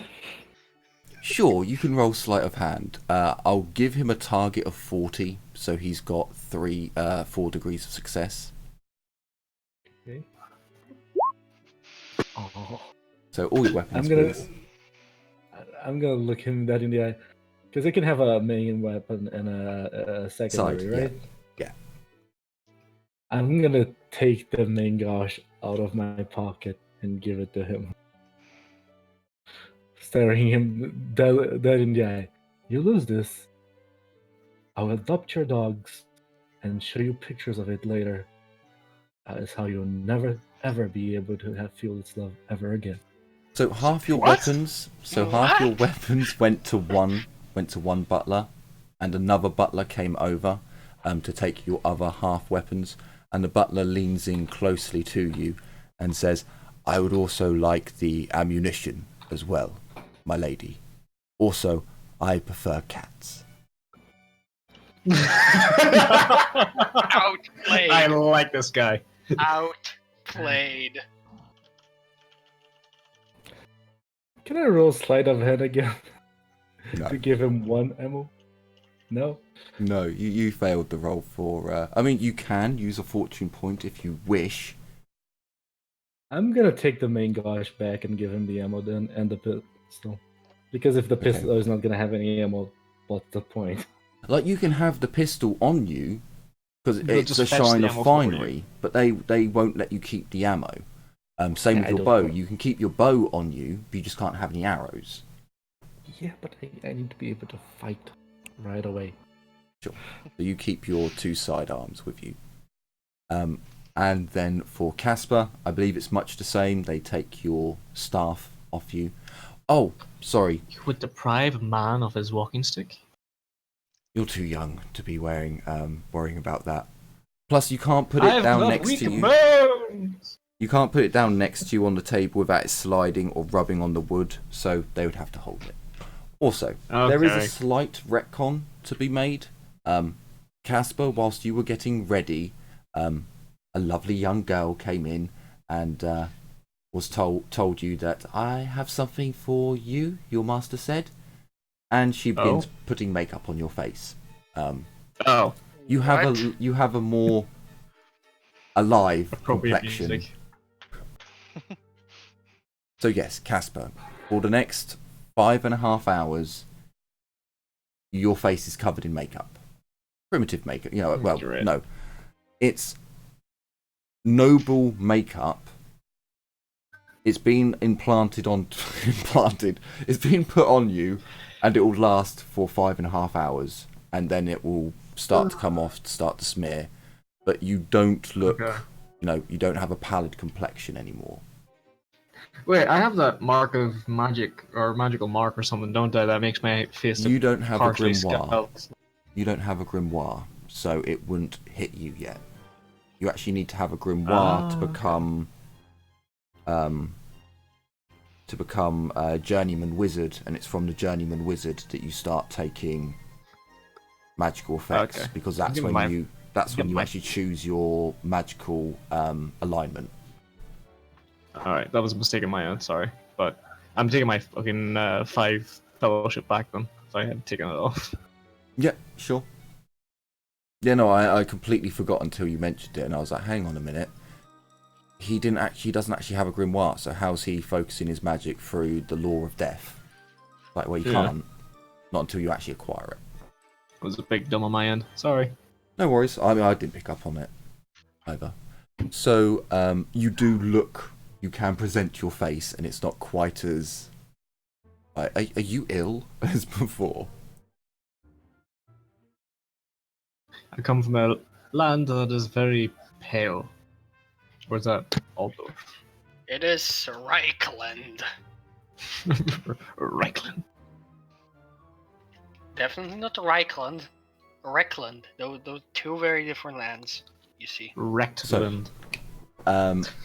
Casper loses his staff. I believe that's the only weapon you have, except for maybe a dagger. I've got a dagger, and I'm leaving the shield up in my bedroom. Sure. Just because I don't really need a shield right now.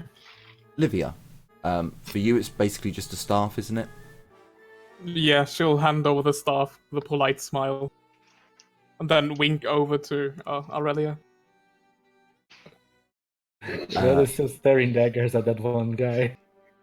Blackhand, you're up. Are you going to try and hide any weapons, or are you just going to pass up, hand off yours? I think I can. Oh, I'm I allowed do to have a keep dagger my though. axe. A dagger's fine. You're allowed a main, and so you're allowed a main weapon and a side I weapon. keep my dagger and my axe and hand my blunderbuss over. Also with the pouch, and I say, the ammo is rated and counted. Don't try anything funny. You guys He- really don't trust these weird staff. He bows and takes your blunderbuss, putting the ammo in a pouch on his uniform, placing it on his shoulder as if on parade march, and he goes back and stands up against the wall. Ragnar, Yep. one man takes your halberd and goes over to the wall. Another man comes over. Are there any other weapons you want to pass off? I would just have my halberd and my axe, and I'll just stare daggers at the guy who takes my halberd of the if you make a single scratch on this, I will kill you sort of variety. They give you a look of, yeah, I deal with this every single day. Can you stop threatening the staff? As you- This is a higher up establishment. There's a reason why these guys are hired here. It's because they don't fuck up like the As fucking you ones move that are on- lower. As you move on through, you're offered drinks once your weapons have been taken, and Humperdinck kind of moves to the side, closer to the opening to where the garden is. He lights a cigar for himself and takes a brandy of some description. You would notice that as you take drinks, if you want drinks, and stand near Humperdinck or go to examine the rest of the room, you'd note that every noble who comes in with multiple weapons turns round to them and says, "If there is a single scratch on this, I will have you burned. If there is a single mark, this sword was part of my heritage. It has come from a great line of, if there is a single mark on it." Just again. I would like and to again. Carla's just lean gonna over to turn Aurelia. into Carla's just gonna turn into one of the butlers. I am so sorry you have to endure this daily. I'm He going just to nods. lean over to Aurelia and quietly whisper, so you're as polite as a human noble. Just so you know. See, That's the that's the thing. Ragnar didn't say it, so Yeah, You that's literally said it. Irali's gonna look at Casper and say, "Oh my dear Casper, what you fail to realize is that I am doing exactly what a noble would do in this situation. I don't really care. I can still kill every single person in this room with just my rapier." Could you And not? she's That's gonna gonna be a smile. lot of work for me. I was going to smile. Between I can Ca- use my hands. This is between Casper and Irelia. Okay, sorry. She's gonna smile. Exactly. Still, proper etiquette. They expect this from nobles. I'm just giving them what they expect. I doubt the She's nobles gonna- are actually going to care, to be quite honest. She's gonna look. "Oh my dear, not the nobles. The staff is far better capable of handling us than the nobles. They're gonna get drunk soon, and they're gonna be incapable. The So staff, you wish to be however, rude to them, so they pick your Never. pocket while you're drunk as fuck? not really. Show them a little bit of respect. The things we do for coin is somewhat degrading. Hmm.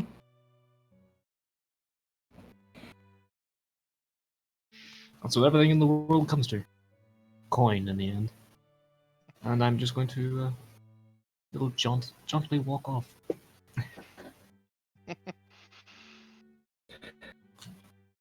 I was going to smell, and she's gonna look for sparkly champagne. Or sparkly wine in this case. Champagne.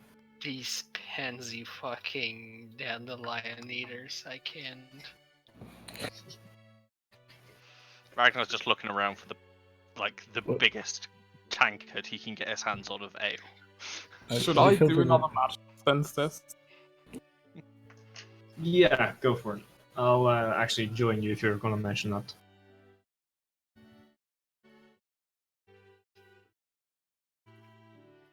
I Where's mean, magic sense? Carla would like to, but like I can't see her why she would. Okay, that's better.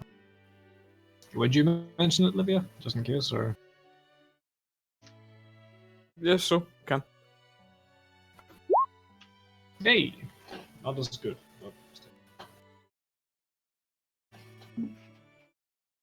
Okay, so as you see that people are coming into this dance hall stroke dinner hall stroke banqueting area, Ballroom, basically. ballroom, that's the word I was looking for. As you enter the ballroom, take your drinks and take your positions, you two kind of look at each other and with a knowing glance kind of close your eyes and reopen them, attuning your mind to look into the winds of magic.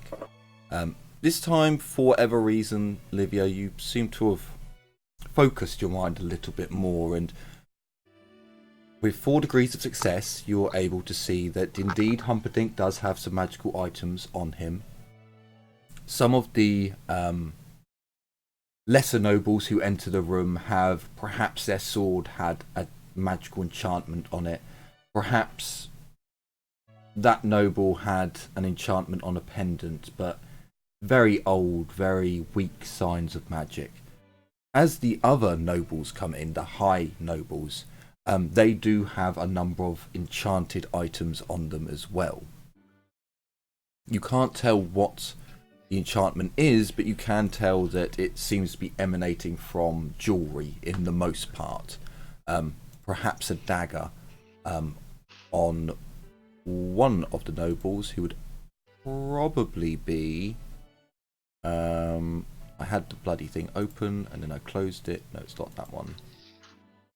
Oh, what one would have the dagger? It's the one that Humperdinck likes. Was he the Woodards? Humperdinck likes the Woodards, yeah. Yes, the Woodards. So on Robert, you would notice that his dagger appears to have a magical enchantment on it. Oh, Time to steal that. dips. I should have just become a priest of Ronald. Then I would be totally fine with stealing. I have to ask, do any of you other than myself have sleight of hand? No, but that's why you're here. That's precisely the point. I still call dibs. I mean, I'm just setting you up. Does anyone apart from me, Casper, and maybe Carla just light up by themselves? As in, they themselves are attuned to the winds?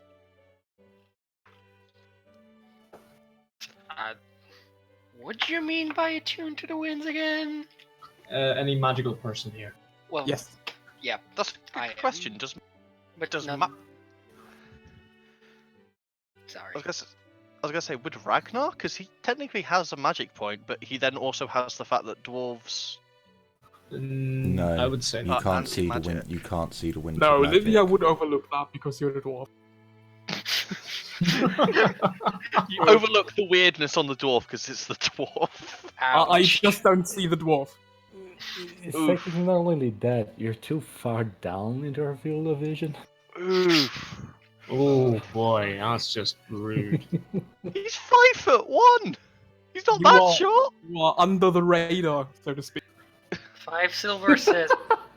5 silver says that music will still be like that band will still be playing the sorrowful tune as we exit the this burning banquet hall. 10 gold say they're going to do it while they turn to each other saying, "Gentlemen, it's been a pleasure playing with you." So, as a bit of time has passed, you would notice that in the in this area, the top part of this map quotation marks, you have the Hollands. Humperdinck Wait, would there's probably a point them out. No, it's just you have the world of imagination. I have some squares drawn on a piece of on a page on Roll20 to simulate where everyone is, except from you. The land of imagination. So in the top part of the map, imagination, where the tables are placed out, you would see that the Hollands both sit. Humperdinck would point out, and you'd probably take notice of them. Ruth Holland has a large chest and a even larger ginger wig, whereas Thomas Holland, Lord and Lady, Thomas Holland is a small man with a large top hat. Please stop giving me things to call dibs on. As Also dibs. we come into the middle of the map, which is the meeting greeting part, we have the Hamptons. Lady Frances Hampton, who is a much older lady in a black and silver dress, and Lord George Hampton. Actually, they also have Winters in their name, but never mind. He looks extremely tired and is constantly yawning. Towards the band and the dance floor, you have the Woodards, Lady Elizabeth Gramus, I don't know, Woodard. I should just get rid of that. Very young girl, very young and graceful, and is dancing with her husband, Lord Robert Woodard Sandil, a young and enthusiastic man. They're almost prancing around on the dance floor, and they're dancing quite elegantly for their energy that they're putting into the dance. The Hardings, Lady Helen Harding, is a full-figured woman with a massive ass. She is in a magnificent, almost a wedding gown kind of dress, with just how voluptuous she is. And her husband, Lord William Harding, well, technically Lord William Harding Hull. Never mind. He's a hunched, snivelling man who kind of resembles a weasel. Lord Malleus points them out to you and is he kind of says some nasty things about them and is, well, if you must talk to them, then why not? But they're a bit on the downturn. You would also be pointed out to the gentleman who said that it was impossible for Humperdinck to clear out Mordheim, and Humperdinck points him out, and Sir Edward Burton. This is a large-barreled, chested man with a pencil moustache.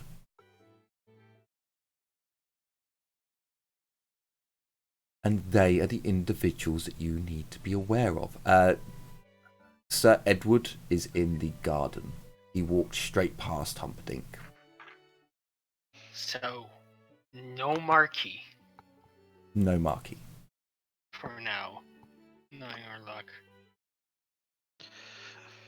Well, if he turns up, I'm going to give him a flying dwarven headbutt again. So, I don't think this is the best environment for your signature move.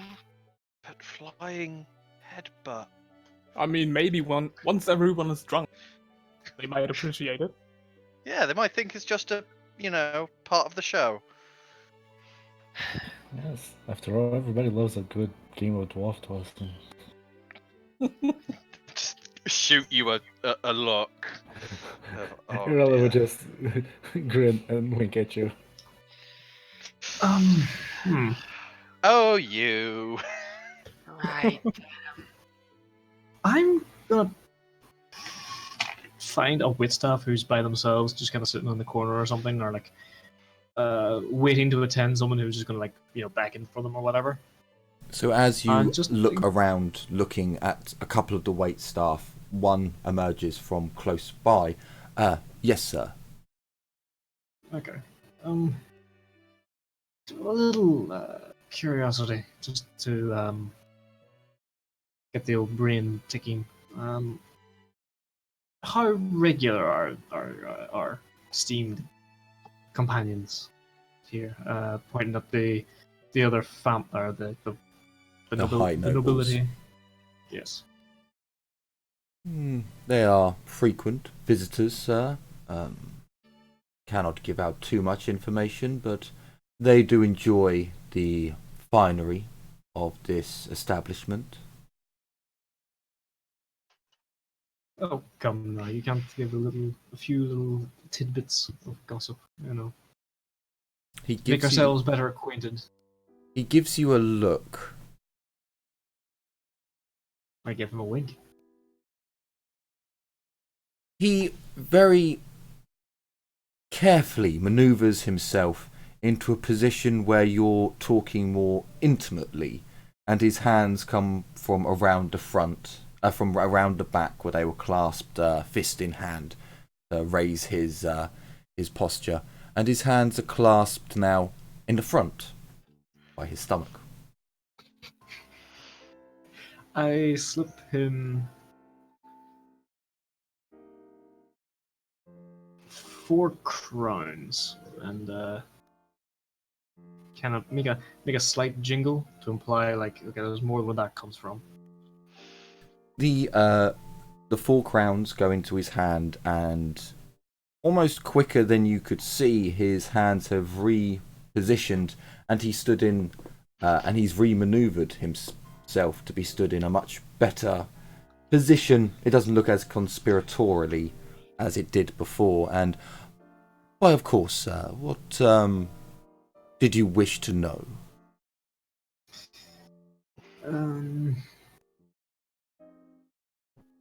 Or was it just a general bit on each of our esteemed guests? No. General for now, and there might be more if I need any additional, perhaps. How's that sound? That sounds acceptable. I can inform the good sir that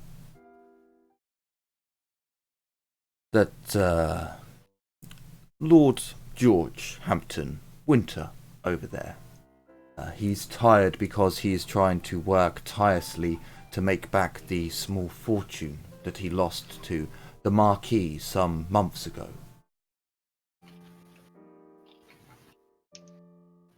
Lost a small fortune. Okay.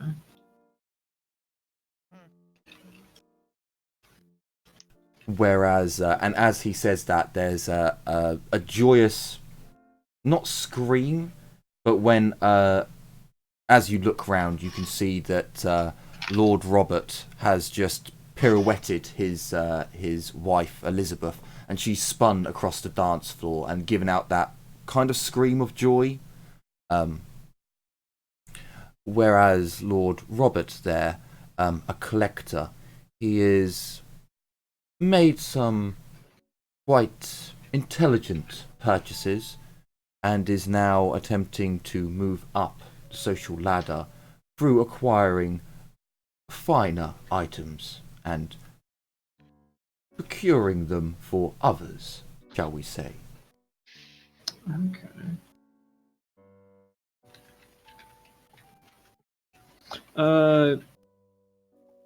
This is more out of character, but would I know that would he be lower or higher in the chain of nobility than Humperdinck? Humperdinck is an oddity. So technically all of these people... Outsider kind of thing? No, in the fact that he's not actually a noble of Nuln. He's a noble of Hockland. That's where his actual lands and house belong. But the Duchess of Nuln has taken such a liking to him, and he's such a character that he's been given the provincial, he's been basically, because she likes him, he's as good as these people, if not higher, in the social ladder. Right. Okay. That's good. I give him a nod, and anything else, or will I need to grease the wheels a little more? He smiles, and that would depend on the information you wish to acquire. I have worked here for many years, sir. It is unfortunate the things that I have overheard in passing.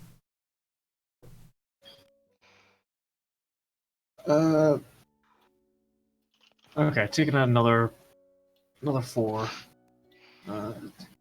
Oh, do tell, please. There can't be any unfortunate tellings about our dear ladies now, can there? Very well, sir. If you wish to know the nobility more intimately, then I am only too happy to keep the standing of this establishment as high as possible. Lady Frances. She wears black and silver because, unfortunately, her daughter was raped and damaged in the mind, you see. She was meant to marry a well-to-do noble. It would have made their family much stronger, but this terrible event happened, and it has left her daughter mindless and her distraught. But her husband, Lord Thomas, he continues to try, at the very least, to raise the house, at least. Okay. For a second there, I thought you said mine as in like a coal mine or a diamond mine. I was like, what is she doing in there? No. Okay. Come on, get over there. Come on, you dickhead. Sorry, dogs trying to get behind me. Hey! Come on. Alright.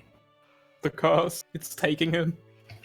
Oh, for God's sake, I actually fucking muted myself there. The whole thing's finished.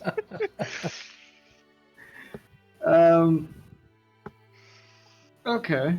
I'll spend a little more time with the waiter. If he tells me anything else, I'll gladly take it down, or I'll pay for some more information if you want to go on to anyone else doing their stuff.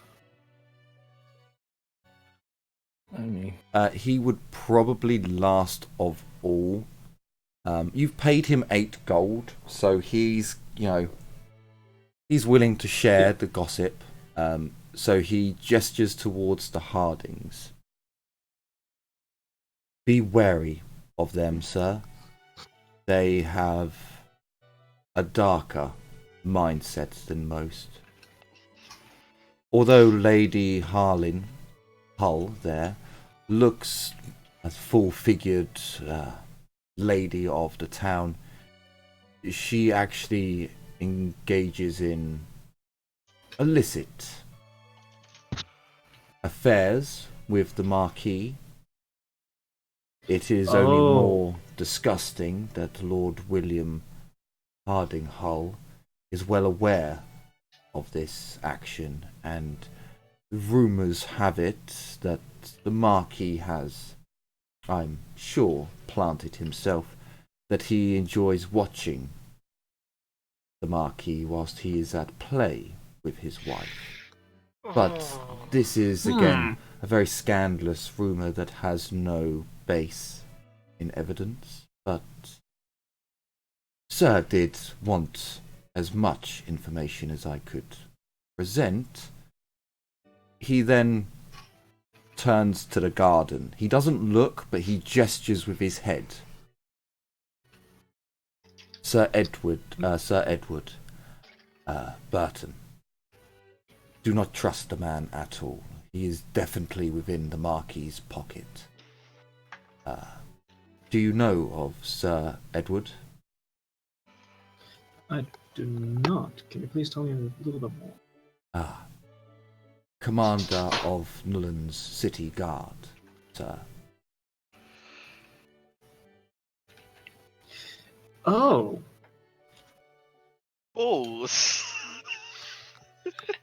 of course, of course. We are all fucked. We are so fucked. I'm starting to like this because I'm basically picturing one of those boards and I'm placing the marquee on the top and I'm throwing things, lines, and pinning people like, yes. I'm actually very amused that the marquee is into cooking. As is this fucking noble. The fucking goddamn it. Apparently, yeah. You see, that makes what's about to happen really awkward. Oh no. Because Yeah, okay. Carla wanted to slip out and have a chat with Sir Edward. Oh no. I'm going to excuse myself on the waiter and immediately tell them that these families here. All right, so the Hardings and Sir Edward, they're in the Marquis's pocket. Do you tell us everything? I am definitely going to tell you the fact that one of them gets fucking cooked. No, stuff like because I find that absolutely hilarious. Are you going to tell us, for instance, that Hammond lost a fortune to the Marquis, so he may have a grudge against the Marquis? Lady Francis' daughter was raped by the Marquis, and stuff like that. Okay. I'm going to whisper everything. I'm pretty damn sure Lady Francis, or Lady Francis's daughter, is one of the nobility affected by our now deceased friends gathering. I will take a sip of the champagne. But yeah, I'm going to tell them that I'm return to the waiter and slip him an extra 2 just to keep things nice and round, and also to thank him. Okay. So whilst this conversation is going on, can you all give me a perception test with a -30 on it? The elves, you don't have your negatives in here. It smells quite nice, pleasant, almost the smell of rose leaves. I succeeded! Yay! Christ. So, Livia, Aurelia, and Casper, and Carla, I believe. And also Blackhand. So, as Casper's telling you this story, except for is telling you this story, you look around and you start looking at the nobles as you're being told about them, and then you notice the waiter that Casper was talking to. With a very elegant and precise movement, he goes past another waiter who is, goes past another waiter who is bringing drinks out with depth, skill. With it's not depth skill, with an adept skill. No, with mastery of handcraft. He places the 8 crowns into the other waiter's pocket, and you watch for a moment as the story that Casper's telling goes on. The waiter passes the drinks round, and then more tips are placed upon the tray. The noble who places a tip on the tray, you can see him very clearly place 5 silver coins. You also notice that Humperdinck takes note of this. Before handing out his drinks, he then leaves. The waiter, after the story has been told, the one that Casper was speaking to, the butler, he returns at Casper's hand gesture. Yes, sir. Was there something else I could do for you? That's just when I I hand him the two and tell me, sir, do you share tips? But of course, sir, it is the only way we could be fair about these types of things. Some of us are more favoured by others at times, and then the nobles like to play their games as well. Very good.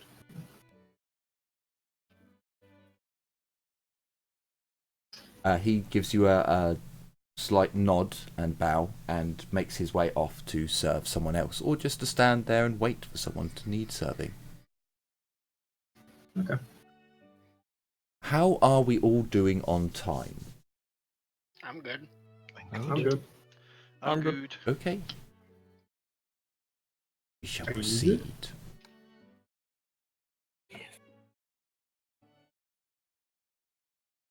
So, would any of you want to approach any of the nobles and try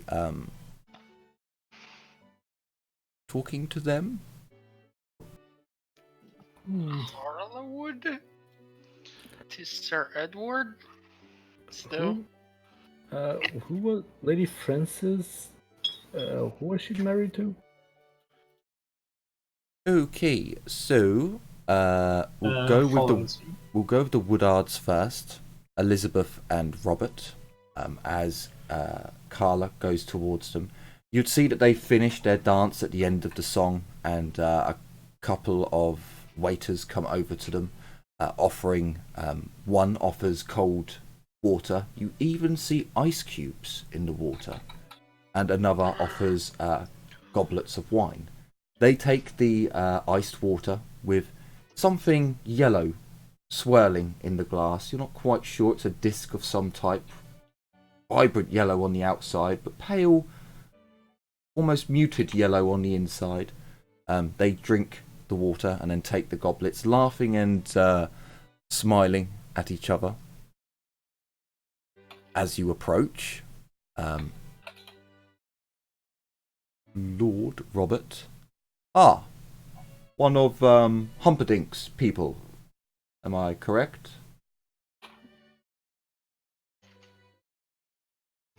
And that's addressed to... Carla. Oh, okay. Yeah, that's certainly, my lord. I am Carla of Siegfriedhof.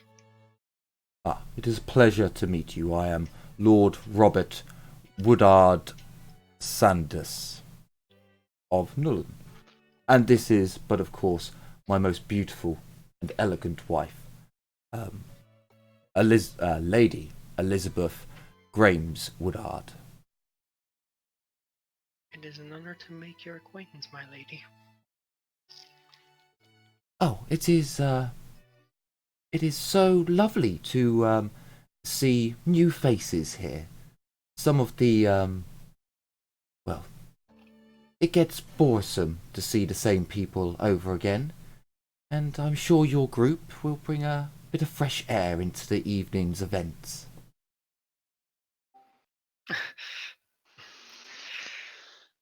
Certainly hoping for not too much. It is sometimes trying to keep them under control is like herding cats. Well, Hey. one can only hope that the practice you've had will help on tonight. For tonight.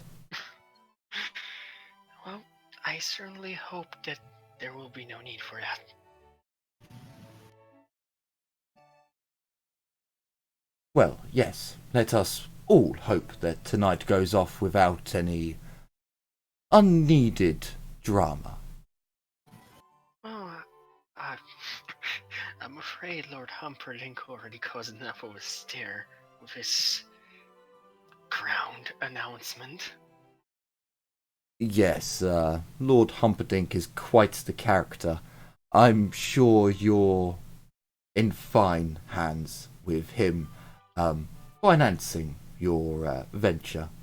But he does like to set grand goals, as far as I've been aware of, anyway. Yes, he does seem to do that, doesn't he, my love? He does, my dear. They kind of have that sickly couples moment. Ugh. staring into Yay. each other's eyes. Well, if nothing else, I will be curious to see where this endeavor goes. All in all, I do hope that it will be at least a partial success and most of us will get to walk out of such an ambitious venture on our own two legs. Well, I'm sure Humperdinck has prepared for... I haven't known him that long. I was but a mere boy when I first met him, and he seems to be the sort that, whilst speaking big, does make multiple plans, and he has a deep pocket nowadays, so I'm sure he will prepare wisely. Or we can only hope, can't we, my dear? Oh yes, my love. Gosh darn. Yes, I suppose deep pockets get him into a lot of graces, although I am somehow will be, well, maybe not apprehensive, but I sometimes do worry that loyalties, well, I am contractually bound to service of Lord Malleus. I do worry that my other duties may interfere in a way he will be none too pleased to acknowledge. What other duties would they be, if you don't mind me prying? But, of course, well, as a sworn member of the cult of Moor, my duties are first and foremost to the departed. Forgive me, Lady Carla, priestess of Moor. Please, there's no need for that. In truth, I am still settling into this new role of mine. He does give you a Change curt was- bow, and she gives you a curtsy. You know, just a small... No, but we must show our respects. We cannot, even if your Lord Moor is the god of death and passing, we all must be taken into his hands, don't we, my dear? Yes, but hopefully not for many, many, many years. I can see your conundrum here, but if your fellow priests allow it, then would you not be doing Moor's work by spreading his word or his deeds, I suppose? Oh, yes, certainly. I imagine we will be leaving the city soon, and, well, out there, there'll certainly be more opportunity for me to perform my duties rather than here. And in truth, I do miss the road, even though it has been nearly a week since we arrived. Oh, I suppose after spending so much time in the wild, there is a certain constriction to the city woes. Oh my, so how long have you spent in the wilds? Were you from a village and then you came here, or have you wandered the Empire? Well, in truth, I have spent the last, 3 years of my life on the road. I was originally from a small town up north from here, a town of Siegfriedhof.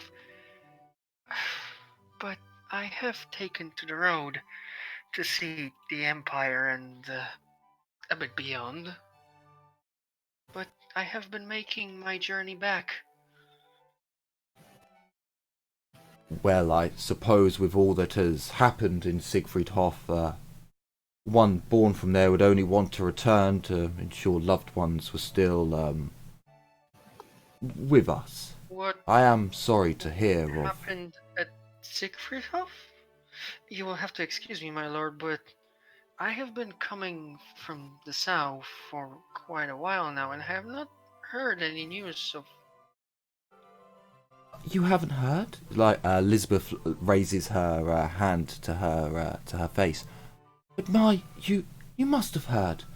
Siegfried Hoff was attacked by an army of the undead.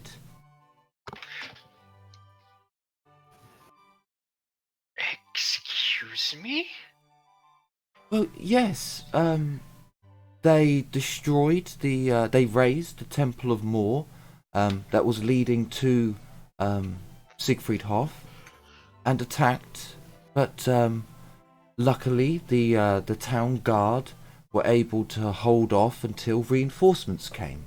From what the bards and poets have been saying, a group called the Bloody Rain, a warband, brought cannon to Siegfried Hoff's aid, and there was another warband.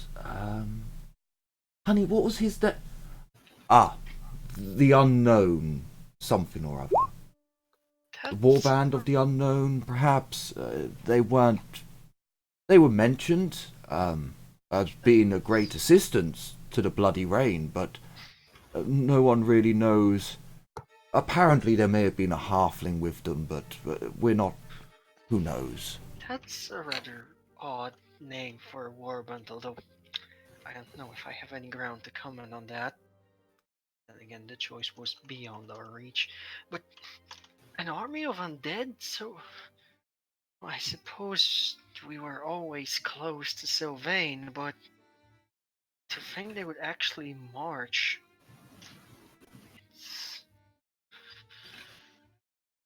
Yes, well, there was a lot of activity up there, but they were vanquished. Their hideous masters slain, and the town has been on a right foot ever since. So we only hope for the best for the people of Siegfried Hoff and Sterling as well, don't we, my dear? But of course, my love, we should maybe send some money to assist in the relief. A brilliant idea. Just only one as beautiful as you could have come up with such a. She kind of holds his hand out to show her off to you, Carla, in a weird way, and just can you believe that she accepted to marry me? Just the greatest thing to ever happen to me in my entire life. Oh, shush now, darling. Well, it certainly have been an eventful evening already, but well, I'm glad that the place of my birth has survived. Even if such a brazen disrespect towards Moore was involved, I am put at ease that things were set to right. In fact, I believe I heard that they had an elf with them as well.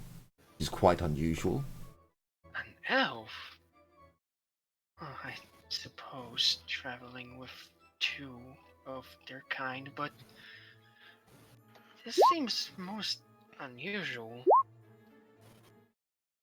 It would appear that things in the Empire were quite, eventful while I was away. Well, yes, the Empire does have many things that are going on all the time. It is almost baffling when you hear the latest news from each province. So being away from your home for so long, it's not surprising you didn't hear. But good news. So and you're heading back. So I only pray to more that your family there do not need your assistance. Well, his assistance.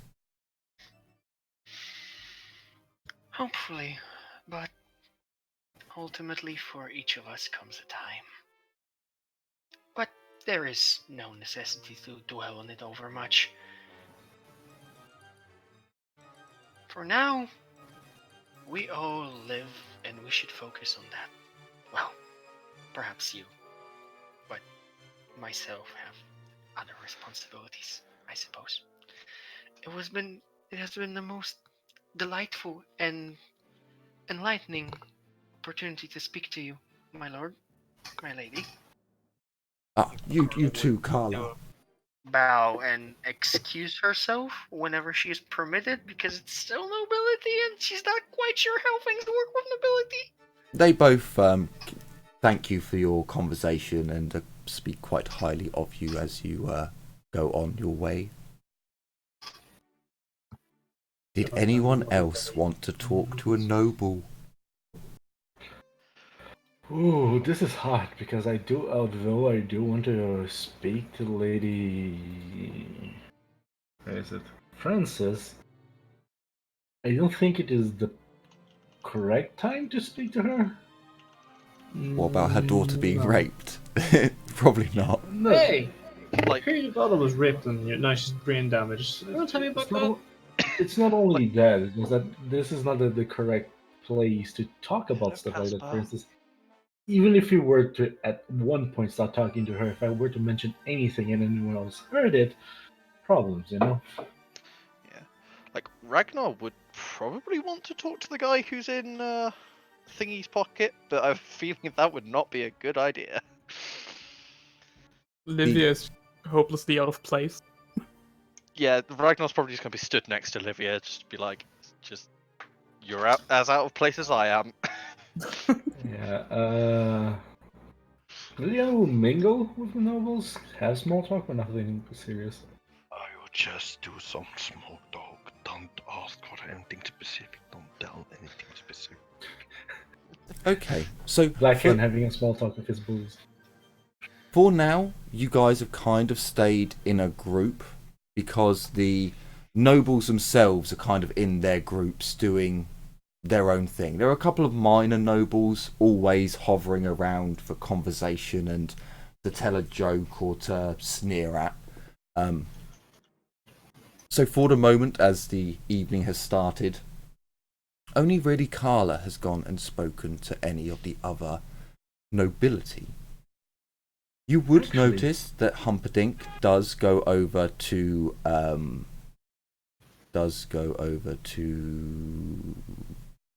God, there are so many names. He actually goes over to the Woodards as well, and you'd see him talking with Robert, pointing out his dagger and talking about finery. Elizabeth looks kind of bored, and after about 20 minutes, maybe 15, you see her pulling on his arm, trying to get him away from Humperdinck. Olivia, did you want to speak to someone? No, Oh, sorry, Jesus, Aurelia. You're always gonna wait until the people are a little bit more hammered down the line. Okay, But- no, that's fair enough. He really wants to talk to Lady Harding. Just make small talk and get to know her. Okay. So as you see her kind of start pulling on. Oh, hang on, wait, no, that was a different one. Yeah, No, so Lady you're going for the Harding is Harding, the big ass woman. Yeah. Okay. Yeah, the well-endowed one. Thing is, she'll probably just nod to Casper to follow along. So as you approach Sure. Lady Harding, you nod to Casper. You can see them at the edge of the dance floor, and Lady Helen Harding is. You'd probably just catch the end of her conversation where I'm sure I could dance like that if I was as young as her. And her husband just, yes, I'm sure you could, yes. Oh, hello there. And you are? I give a curt bow and introduce myself as my name is Casper, and this is my lovely companion, Aurelia. Aurelia will give a cautious bow and say, "Evening. My name is Aurelia." Charmed to meet you both. You're with Lord Humperdinck, so we should show you some respect, I suppose, although no titles, I see. William? Yes, no titles. Did he not bother knighting any of you?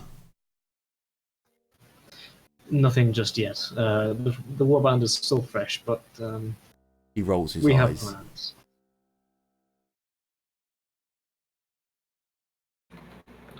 And yourself, sorry. May we get? Oh, we do know your names, but Oh, yes, what about your yes. own titles? I am Lord William Harding Hull. This is my forever voluptuous and beautiful wife. He says that in a really droll kind of tone that says that he's like being told to say that. Lady Helen Harding Hull.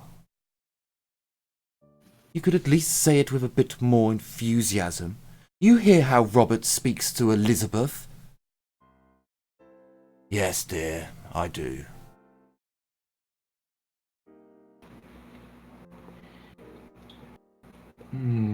I wonder if it would be too far for me to take her hand, give a bow, and then kiss her hand.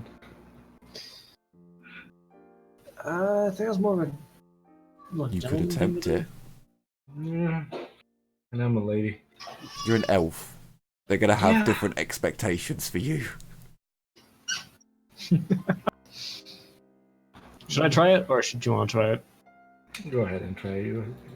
I'll let you do it. Are you sure you want to, Casper? I'm just gonna No. ask quickly. Are you sure you want to take the lady's hand? No, Hey, no. that's a Like chance just to charm No, his way out. actually it's better for us to not touch them because they have already showed that you're peasants, you're not even yeah. nobility. Yeah, better not. Fuck. Alright. Okay. Okay. The fuck did you want to do over here? Because I have no idea. I want to mingle with them and get to basically do small talk and get to know them. And if they're hammered enough, I want to start talking about, it feels as if there's someone missing in this party. This party is missing something, wouldn't you say? Subtle. Fuck. I was gonna look at Casper. So did you just say to ask them if there was something I'm missing? kidding. Okay. I'm not saying that straight. I'm just gonna make small talk with them. Get She to know them gives a you little a really kind of shitty look, and you'd notice that she glances you up and down multiple times, and occasionally the conversation might go about what kind of, like, is it elf magic that keeps you all looking like that, or is it just, you don't eat anything, starve yourself? There's a bit of aminosity, yeah, towards you for being thin, slim, and elvish. I am 124 years old, but I'm not gonna mention that to her. I wouldn't. Just crush Do your it. self-esteem. Point at the 35-year-old one, please. So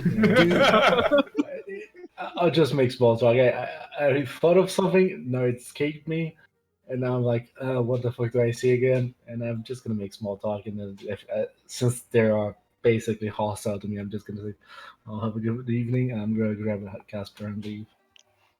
But the thing is, can I roll perception to see anything about them? Anything strange?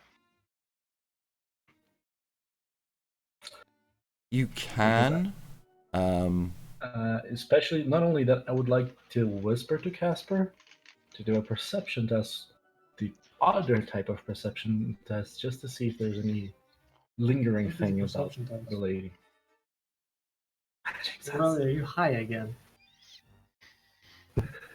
You can roll perception. So the only things I can think of that you would see would result in a -60. I am really sorry for this, but she's in really fancy dress with makeup, with everything. You would only see this if you were like eagle-eyed. Specifically, I want to see if there is a ring that matches the ring I took off the corpse. Well, it's not a corpse, sorry. Off the joke coming. Yes, I want to see if there was anything that any not paraphernalia, but any signs of the marquee on them. Okay, so you're going for something different than what I was thinking. Something Would rather they specific. Because Do you know? No, the only one I can give you is the -40. You can see they've got loads of rings and jewelry on them, but you don't see any like Joker head, half and half type things. But Aurelia, as you see the lady turn, on the side of her neck, just where you can see where the makeup has finished, and her like ruffled neck just doesn't hide the sign of what looks like fingers, almost as if someone tried to choke her. There's a bruising around the back of her neck, and as she goes to turn to gesture to another minor noble,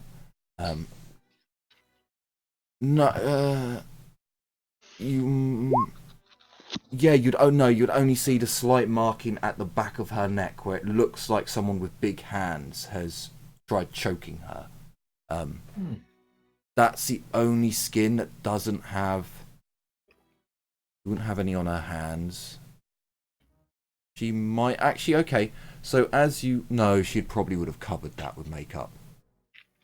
How good was her makeup person? 34, not bad.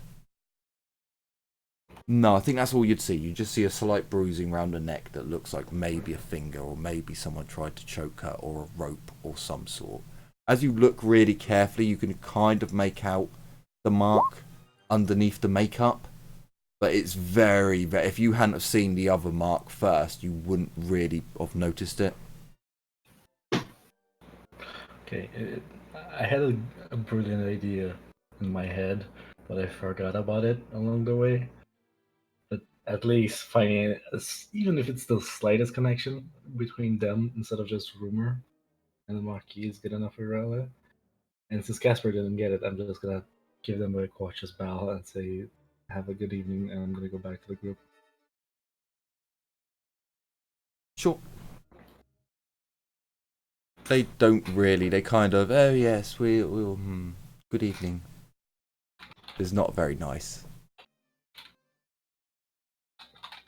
Goodbye there. They're kind of assholes. Little bit. As you walk away, you're like, they're kind of assholes. There's no kind about it. Also, brilliant quotation marks. Just as we walk away, I'm just going to turn to Riley and go, Why did you need me there? Well, Casper, what you fail to understand is that I needed you there to sense if there's anything magical about them. We have already sensed the room. The only magical presences here are Robert's dagger and ourselves. The two mages and the priests. Well, I wanted to make sure. Also, did you notice the markings on her neck? Markings? I was too busy looking at her ass, I think. She may be the enemy, but... I was just gonna stifle a giggle. She's gonna look at him. Oh, Casper, no, not those. The clap of her dummy thick ass cheeks was just too much. No, Casper. I am still lowborn. I am still, attracted to the pleasantries of the flesh. At least that's my excuse anyway. Fuck it. Yes, Casper. Listen, a man can appreciate a strange body when he sees it. Yes, Casper. She is indeed very well endowed, but that's not the thing I was talking about. She has. Someone was choking her. She has choke marks on her neck. And from what you told me, you know who this could mean. What this could mean. You think the Marquis is a butt guy or a tit guy? Red is gonna look at the woman. Oh, that monstrous ass cheeks. Probably a butt guy. But then again, he likes to choke, so yeah, butt guy. Well,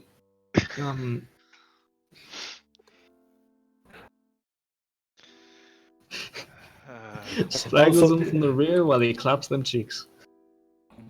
Yeah. Oh dear, just what? Irrelevant would just shake her head. She couldn't believe she was actually talking this type of shit. Casper was just laughing to his fucking self.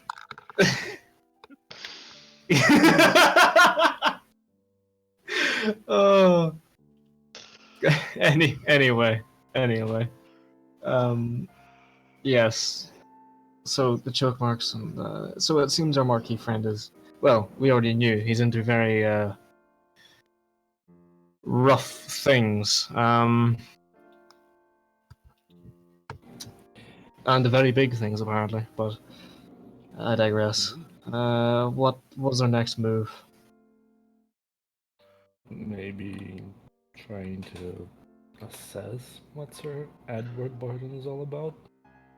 Do you think? If I go out and get the Hobbit now, sorry, Halfling. If I go out and get the Halfling now, do you think we could convince Blackhand or Ragnar to woo her? Convince them to woo the halfling. No, not the Halfling, the fat woman. I was gonna look, have her head to the side, like, really, dude? This is what you I don't want to do it. I can appreciate form, but I don't want to put Dick in crazy.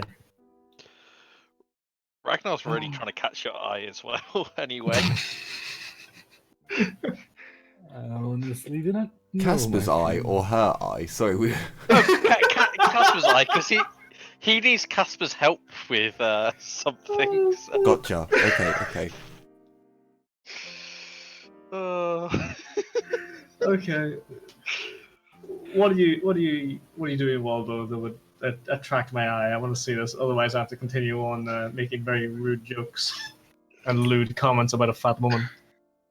He kind of like looks at you with a mug of ale in each hand and kind of nods, hoping you see him.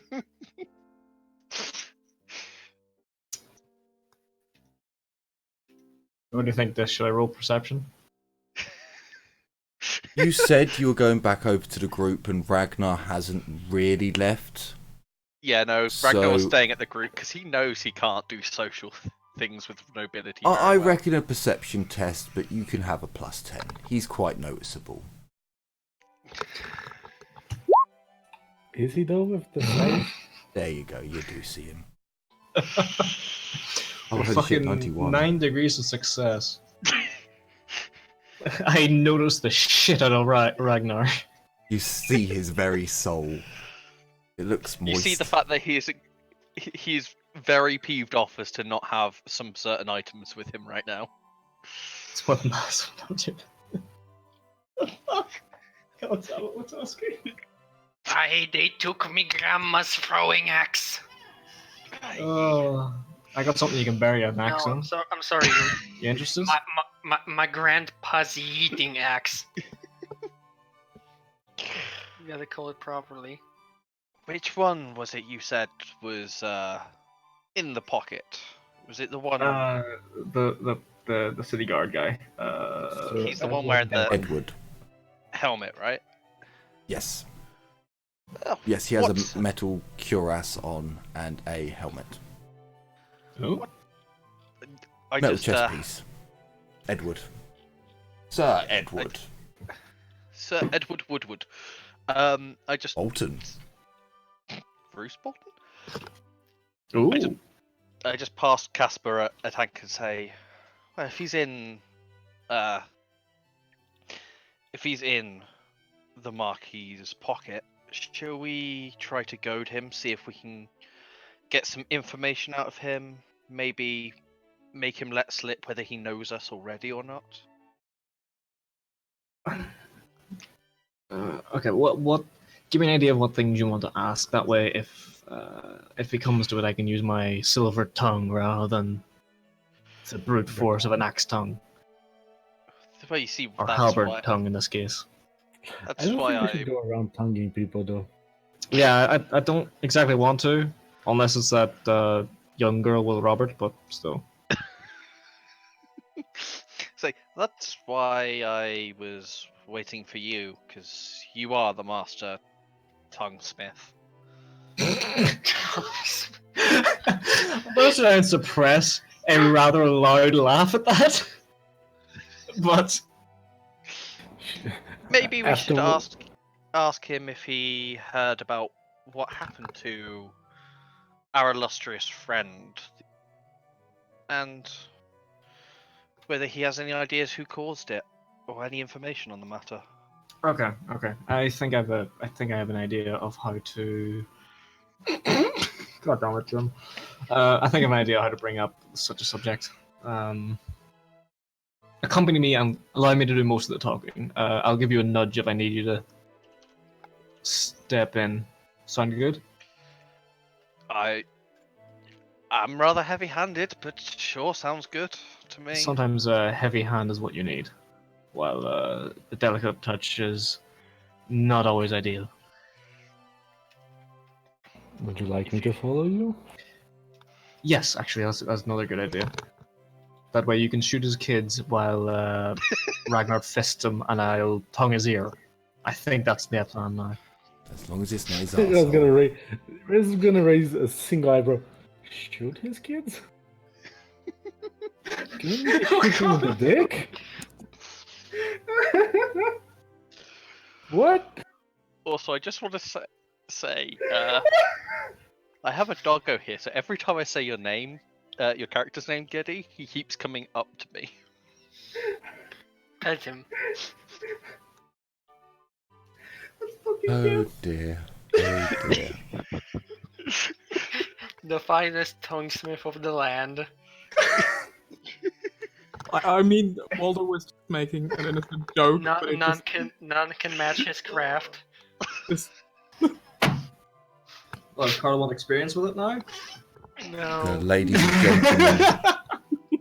The ladies and gentlemen of Nuln shall remember him always. But most of the ladies.